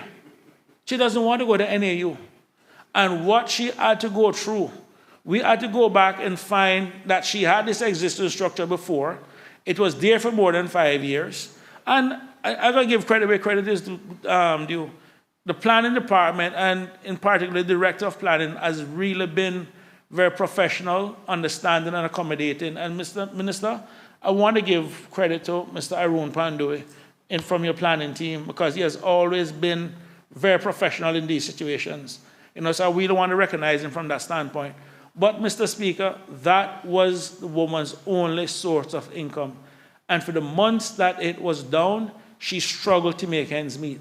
And finally, when she finally got it up and could get some income back, I'm going to say, our bad mind neighbor, I can call it name because I know he didn't vote for me anyway, you know what I mean, was one of them who basically went and ratted the woman out because he bad mind. You understand me? And our people need to stop this bad mind behavior sometimes. You know what I mean? Yeah, they need to stop it. You know what I mean? So at the end of the day, and I genuinely saw the stress that this lady was going through. That lady, she's like a mother to many of us. But you know what? That is someone's actual mother also. And nothing worse than seeing your own people who have worked hard to have their dignity and the little income that they had coming in. Luckily, like I said, we could provide proof from other neighbors that, and they signed affidavits, that the structure was there from before, and it just got destroyed in Tropical Storm Grace, that's what I refer to it as, and she got sorted. But I saw the stress she went through, and some of that was unnecessary. Mr. Speaker, there are a lot of people out there in a similar situation. And like I said, what we can probably do, every one of us inside our offices, we have staff. we can work with the planning department, design a form where people can fill out these forms and literally submit them, because at the end of the day also, we need to inspect. And Minister, I suggest, my recommendation, even if you have to go out and hire 2 or 3 people, inspectors, based on, independent, that comes out. No, man, the Minister of Finance will give you money for something like this, man. You'll find money. Trust me, I can guarantee you, as a former Minister of Finance, we have some slush funds put down. So don't worry, they're there. You know? But the point I'm making, Mr. Speaker, is we still need to make sure that those structures are safe.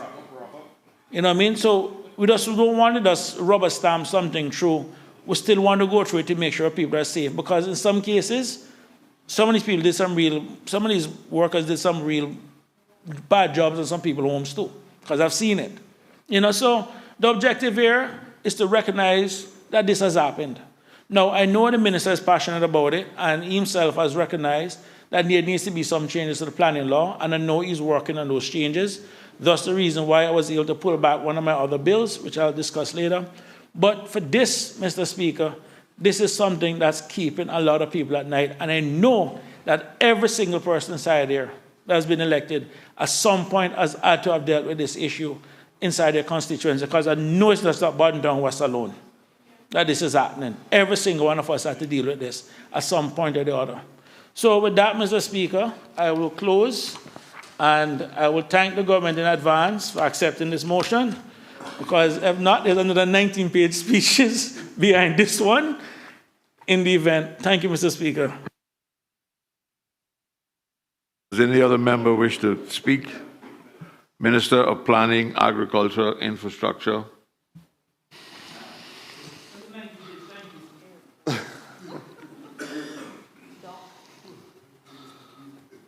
Mr. Speaker, I want to thank the member for Borden Town West for the motion that he has just brought and his explanation behind the motion.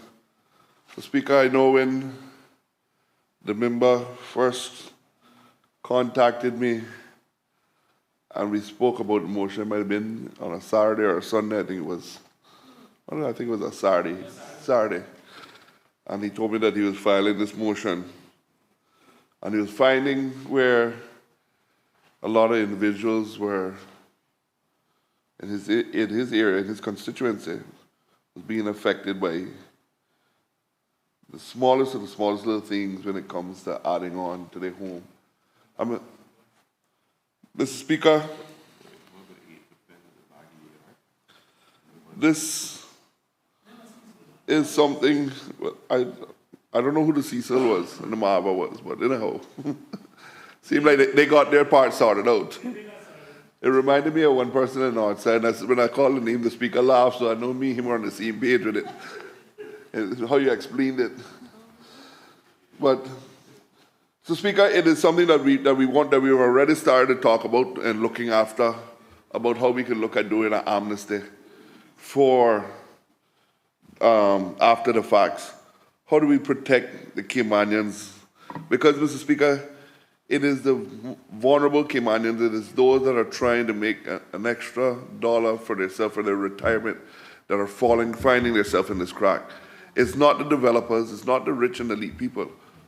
Those people are doing whatever and paying the fines, and when they go to court, they just pay it. They're okay, they can get the lawyers to deal with it. But it is our smaller Caymanians that are finding themselves in front of the court now with a choice either to tear down what they had built or to pay the fine. I hear about it pretty much every single week. Matter of fact, just while we're sitting here, somebody asked me about one earlier today and tell me that they're faced with going to court also. Every day we come across this. We're seeing a lot of this actually hindering a lot of individuals in the agriculture sector also. Certain areas where they're building up things in agriculture and having to go through because individuals are building in neighborhoods, areas where somebody had been farming for years, and all of a sudden now they move in that area and they're complaining about this one growing something in their area or raising livestock in that particular area. Mr. Speaker, there will be some belts and braces that we will have to definitely put around the whole safety aspect of it, and we make sure we continue to push the safety aspect of it. That's the one thing that the Cayman Islands can boast about over every other Caribbean island. We see when we go through when we go through a lot of these big hurricanes, and we see that our infrastructure, how it has lasted compared to all of them. Even the earthquake, what we went through. And our infrastructure has standed and tested its time. We just updated our building codes, Mr. Speaker, and we're also looking to do our development codes. But again, it is just that one little area that we find ourselves to be in there. But we need to make sure that this is for Caymanians. We need to make sure that when we look at that it meets all of the safety standards, that when it comes especially the electrical side of it, right, we want to make sure that people, even though you're adding on to your house, they add on to your house, that what you've done is at code. We want to make sure that when you sleep at night, that you're okay, or whoever is in there is okay. So we got to make sure we look at that. We need to make it where part is very simple in an administrative process to be able to do this as easy as possible. So there's ways that we already spoken with the director of planning and how we can look at this to make this as easy as possible moving forward. You know, we have to look at a time frame that we have to put within the 8 to 12 months range, which as the member mentioned also, that we can look in there. You know, but again,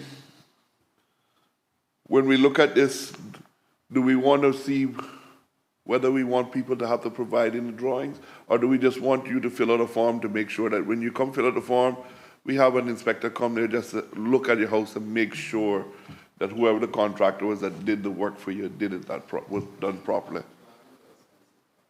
Sorry? You're absolutely right.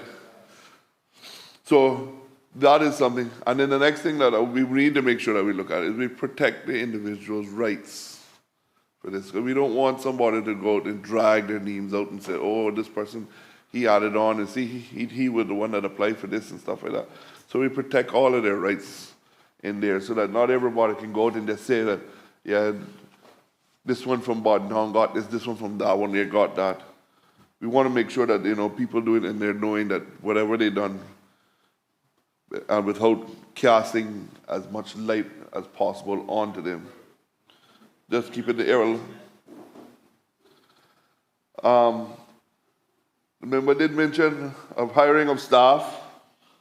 I can guarantee you Haroon probably wrote that one down and said that definitely we need that to be able to keep up with what is going to be needed. Yeah. But while we go, on behalf of the government, Mr. Speaker, there's not one individual on the government side that when we mentioned this motion to said no to this or had any big questions to this. Anything. I think even Ms. Heather was excited about this.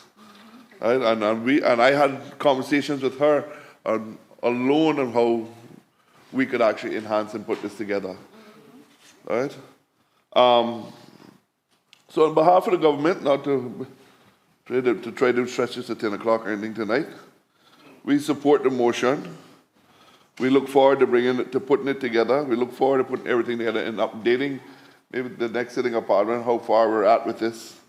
And also look part of the member spoke about the 10% also as part of the motion also of the add-on. I'm pretty sure that there's a lot of people out there tonight that know that is happy that have been wanting to add on one little 10% onto their home that are saying, boy, that little money that I had to pay for this one or that one, I could put that directly into that 10% now in there. But as I mentioned, we just want to make sure that it is done properly.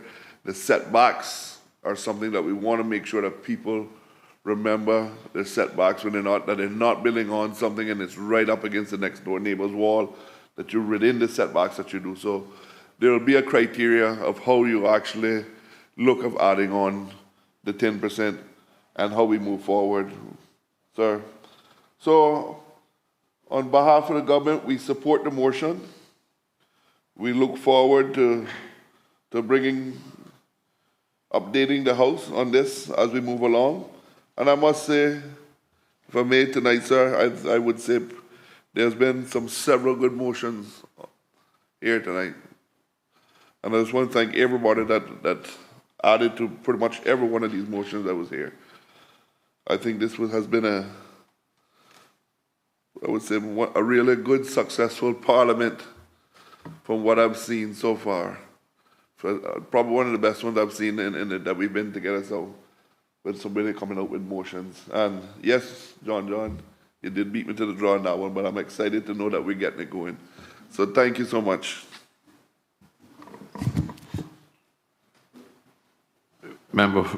Deputy Leader of the Opposition. Thank you, Mr. Speaker. I won't be long. Just to stand in support of the motion before the House and congratulate the member for filing it. He would also recall that we were champions for this in the last administration, but were unable to get the formalities done upon which the minister was a part as well. So I'm happy to see that the spirit is still there. Mr. Speaker, I in Georgetown Central face this issue quite often with my constituents, particularly when your limit on space availability and the generational Caymanians and their homes where they're accustomed to doing that for so many years. Sometimes people don't even realize that the laws change. And I have to highlight one experience that I had. Why I'm so happy that the government is willing to accept this is that sometimes you have circumstances where families own land and persons who may be registered on the land don't live there, but the other family member lives there. And if that family member is in violation of the Planning Act, every single person on the land paper can be taken to court. And I've had a wonderful, hard-working civil servant, and if I mention their name, everybody would know who the person is, but I won't do that. Basically, almost in tears about the fact of having to be called to court for something that they had no responsibility over. Their brother was the one who done the action. And in my eyes, I think it's minor. Granted, the rules are there for a reason. You got to follow the law, but it's so messed up that even the persons who are not involved in the act can be penalized. And that's why I think not only this amnesty and this potential amendment can give room for review on these things, because I think the burden of proof is being held on the landowners rather than on the prosecution to prove their case. Just randomly going around saying your name's on the land, the structure is on the same land, and therefore you're the one that's being charged. It's like the total opposite in the criminal system, whereby the burden of proof is on the prosecution to prove guilt. To the point where I was willing to even say, I'd sue them, because that's not right. So, Mr. Speaker, quickly to just say that I support the motion, and I'm happy the honourable member have brought it. Trust me, there's a lot of Caymanians that are going to be very, very happy when the news breaks that this honourable House have approved this motion, and I would encourage the government to solidify the intent of this motion as soon as possible and give the relevant announcements so many people can not have to worry about those concerns, or, go ahead and do those 10% increases so they can, amend their properties or even add an extra space for a washing machine or enclose their garage I had to enclose my garage, Mr. Speaker, and I'm certain I spent more money on planning and inspections than the material it took for me to enclose the garage and the headache that went along with it. So there's definitely room for this. I know the minister is working really hard on trying to improve the department's efficiency, and I want to encourage the rest of his government members to give him all the support that he needs for him to address the planning department. And by all means, I'm not saying that there's anything wrong with the staff. I think they need more support. I think the staffing levels are almost around the same, maybe a little bit more than it was right before the pandemic, when the population increase shot through the roof. So obviously a lot of development would have increased. So give the minister as much support as he can so he can improve this, and maybe we won't have so much issues, because if it was efficient, maybe people would be willing to, pay the prices if necessary and not go through the hurdle of doing it outside the regulations and legislation. With that being said, Mr. Speaker, I give the mover of this motion my full support, and I hope that we all support it together. Does any other member wish to speak? Mr. Minister Speaker, of Finance. Just very briefly, I just spoke very quickly with the minister. I want to have one observation, and is that I certainly support this for your average Caymanian, where it's a single residential dwelling. I want to ensure, though, where persons have purposely done this, who are larger developers, simply because they want to get ahead and save time and are willing to pay the fee, don't get caught in this. Okay, just wanted to make sure. And Mr. Speaker, I must tell you that standing here, it struck me that 1 year ago, right now, a lot of us were counting. First anniversary. And in fact, 1 year ago, right now, I had already went to the polling stations and knew that I had won. So I want to say thanks to the people of West Bay North 1 year later for my 1 year anniversary. So, Mr. Speaker, I threw a few words in, but I must tell you the honest truth. I really can't lie to the chair. I did rise to say thank you to the people of West Bay North for 1 year. and I'm sure all of the members will be very thankful to their constituents 1 year on, Mr. Speaker. Nobody. May it please you. Does any other member wish to speak on the motion? Yeah. Sister.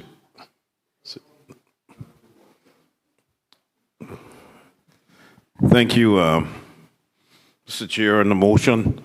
But I did want to say that 1 year ago I didn't have any results as yet. I had to wait. But Mr. Chair, Mr. Speaker, one of the things that can keep us up this late at night or put you to sleep is a good story. And we have to admit that Cecil and Marva was a good story. And I know a lot of Cecil and Marvas. And Mr. Chair, just a small extension so a child can return home, a converted space to house an elderly parent, an added room to relieve overcrowding, a modest enclosure to create rental income to meet rising cost, to meet a situation that doesn't put you as destitute. Almost everyone, Mr. Speaker, in Cayman is almost guilty of this, even if it means a covering, a back covering. So to say that this is timely, I can tell you that I have a lot of happy persons in Bordentown East, and I get calls almost every week about someone who runs afoul of the law. And I want to thank my colleague from Bordentown West for bringing this motion and for asking me to second this motion. I was happy to do so. I was just as happy as you were with my child fund to second this motion. And I just hope and pray, Mr. Speaker, that the government, and I know that the minister is very encouraged to do so, to try to get this formalized as quickly as possible so that persons of this country can realize the benefits of this. But thank you all again to the government for supporting this, this motion. Thank you. Member for Newlands. Thank you, Mr. Speaker.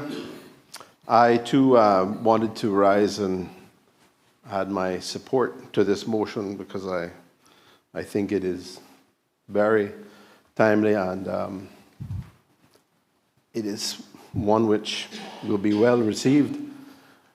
I don't know Cecil or Marva, was it?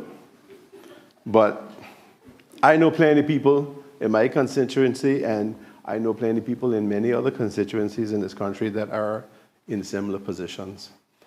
And, Mr. Speaker, there is a multiplicity of reasons, but we know, and I know the member from Georgetown Central spoke to the process and the efficiency. That is definitely one of those. So while we are accepting this motion, I want us to commit to making sure that we don't have to be looking 5 years or 10 years down the road from now where we're talking about the same thing again. Because in between, there will be people who get caught that, you know, they have good reasons too. They have difficulties, they have issues. We need to make sure that we minimize or maximize the efficiencies and minimize the risks that people are going to find themselves in this situation. I know the minister is going to be very committed to addressing this. We've discussed this in the past. But I just want to add one thing that I think I heard him say earlier, and maybe he didn't intend to just limit it to Caymanians, but I think it ought to be all homeowners. And I agree that it can't be developers. Let's accept that. It can't be any high volume developers.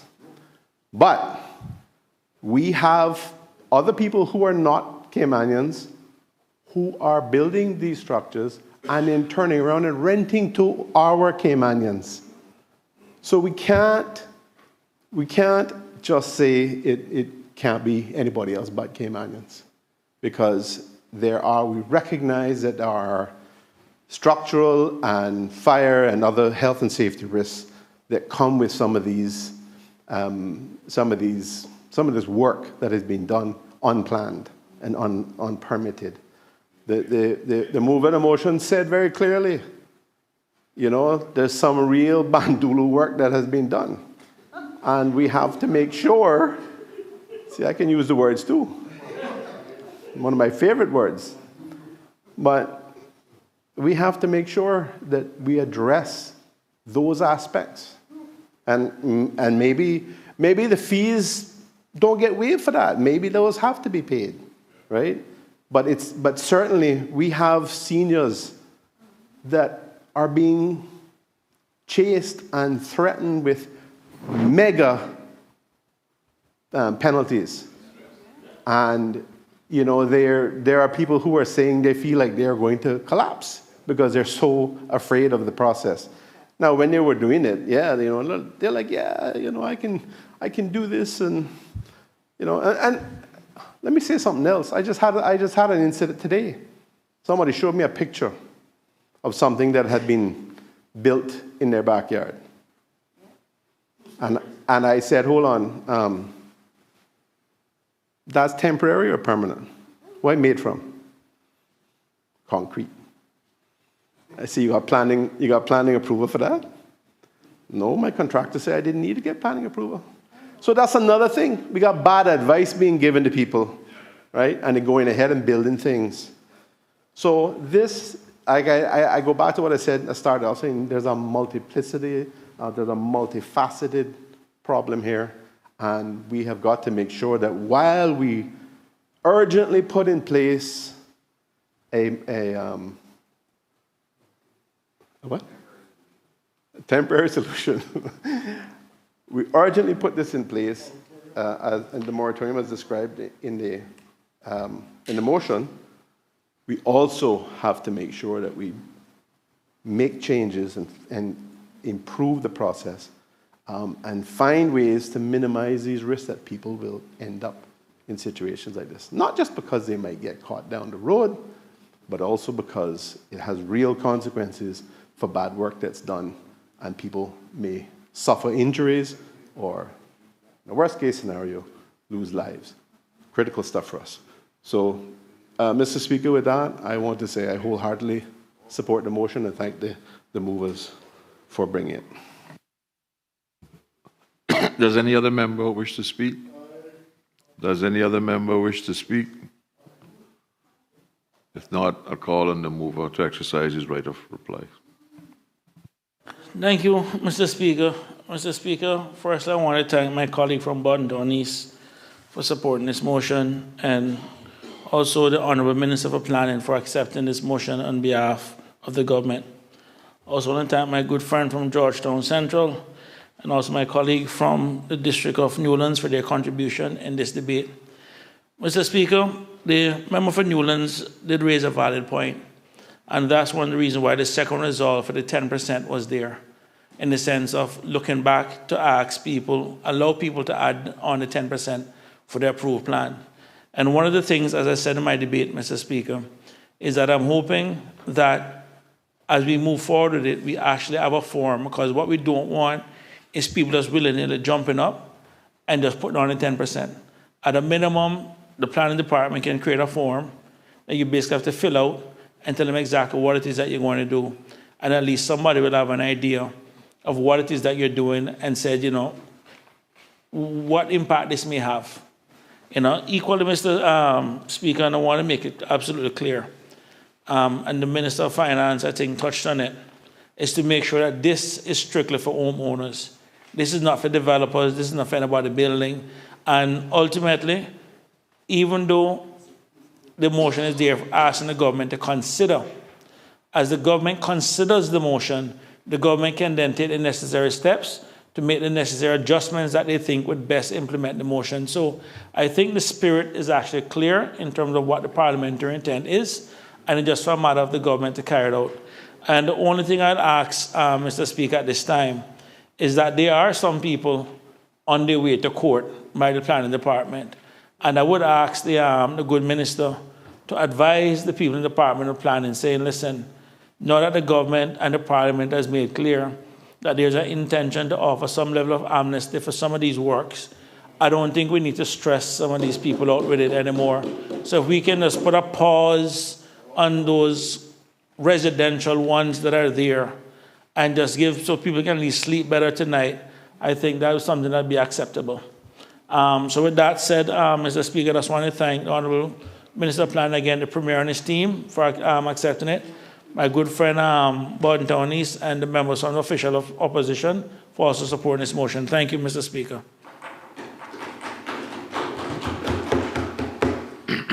The question is, be it therefore resolved that the government considers implementing an amnesty program for Caymanians that made renovations to their homes prior to April the 30th, 2026, without the relevant and or necessary approvals from the Department of Planning. And be it further resolved that the government considers amending the necessary legislation and regulations that will allow homeowners to increase their approved home size by 10% without requiring approval from the Department of Planning. All those in favor, please say aye. Aye. Against? No. The ayes have it. The motion has been passed.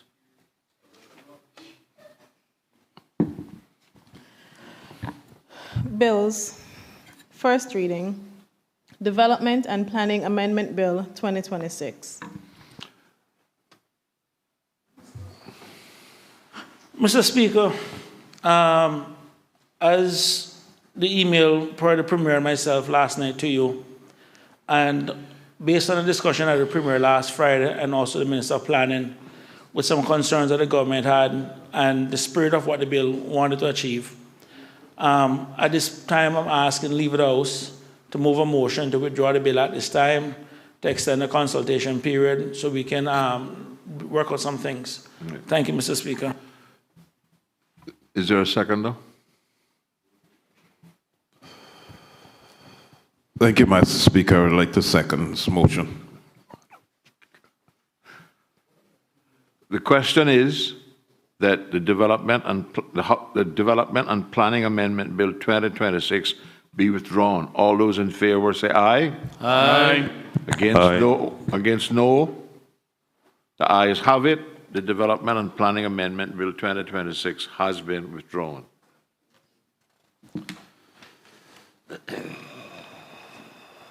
Government business. Huh? The bill has been withdrawn. Yeah. That's the end of the business for the day. None. I still have to read the item. Government business, the speaker says none, and then. Yeah. Okay. All right. That concludes the business for the day. I would invite the Premier to move the adjournment until.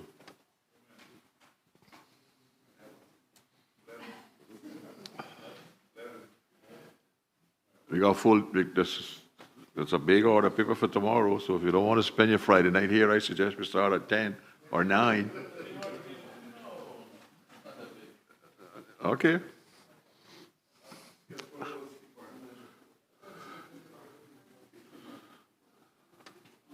Okay, it's up to you. Okay.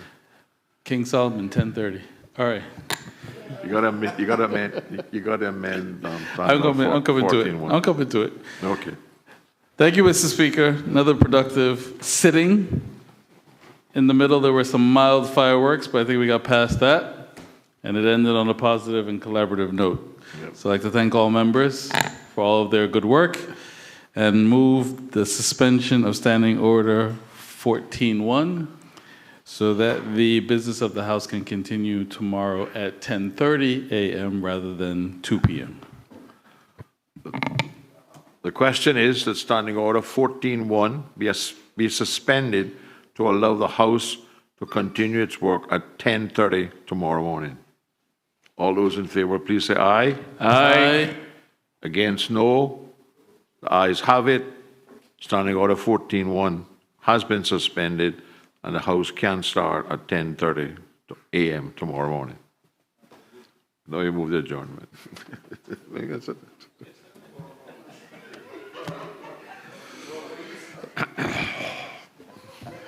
Thank you, Mr. Speaker. I now so move that this House do stand adjourned until tomorrow, the 1st of May at 10:30 a.m. The question is that this Honourable House be adjourned until tomorrow, May the 1st at 10:30 a.m. All those in favour, please say aye. Aye. Against, no. The ayes have it. The House stands adjourned.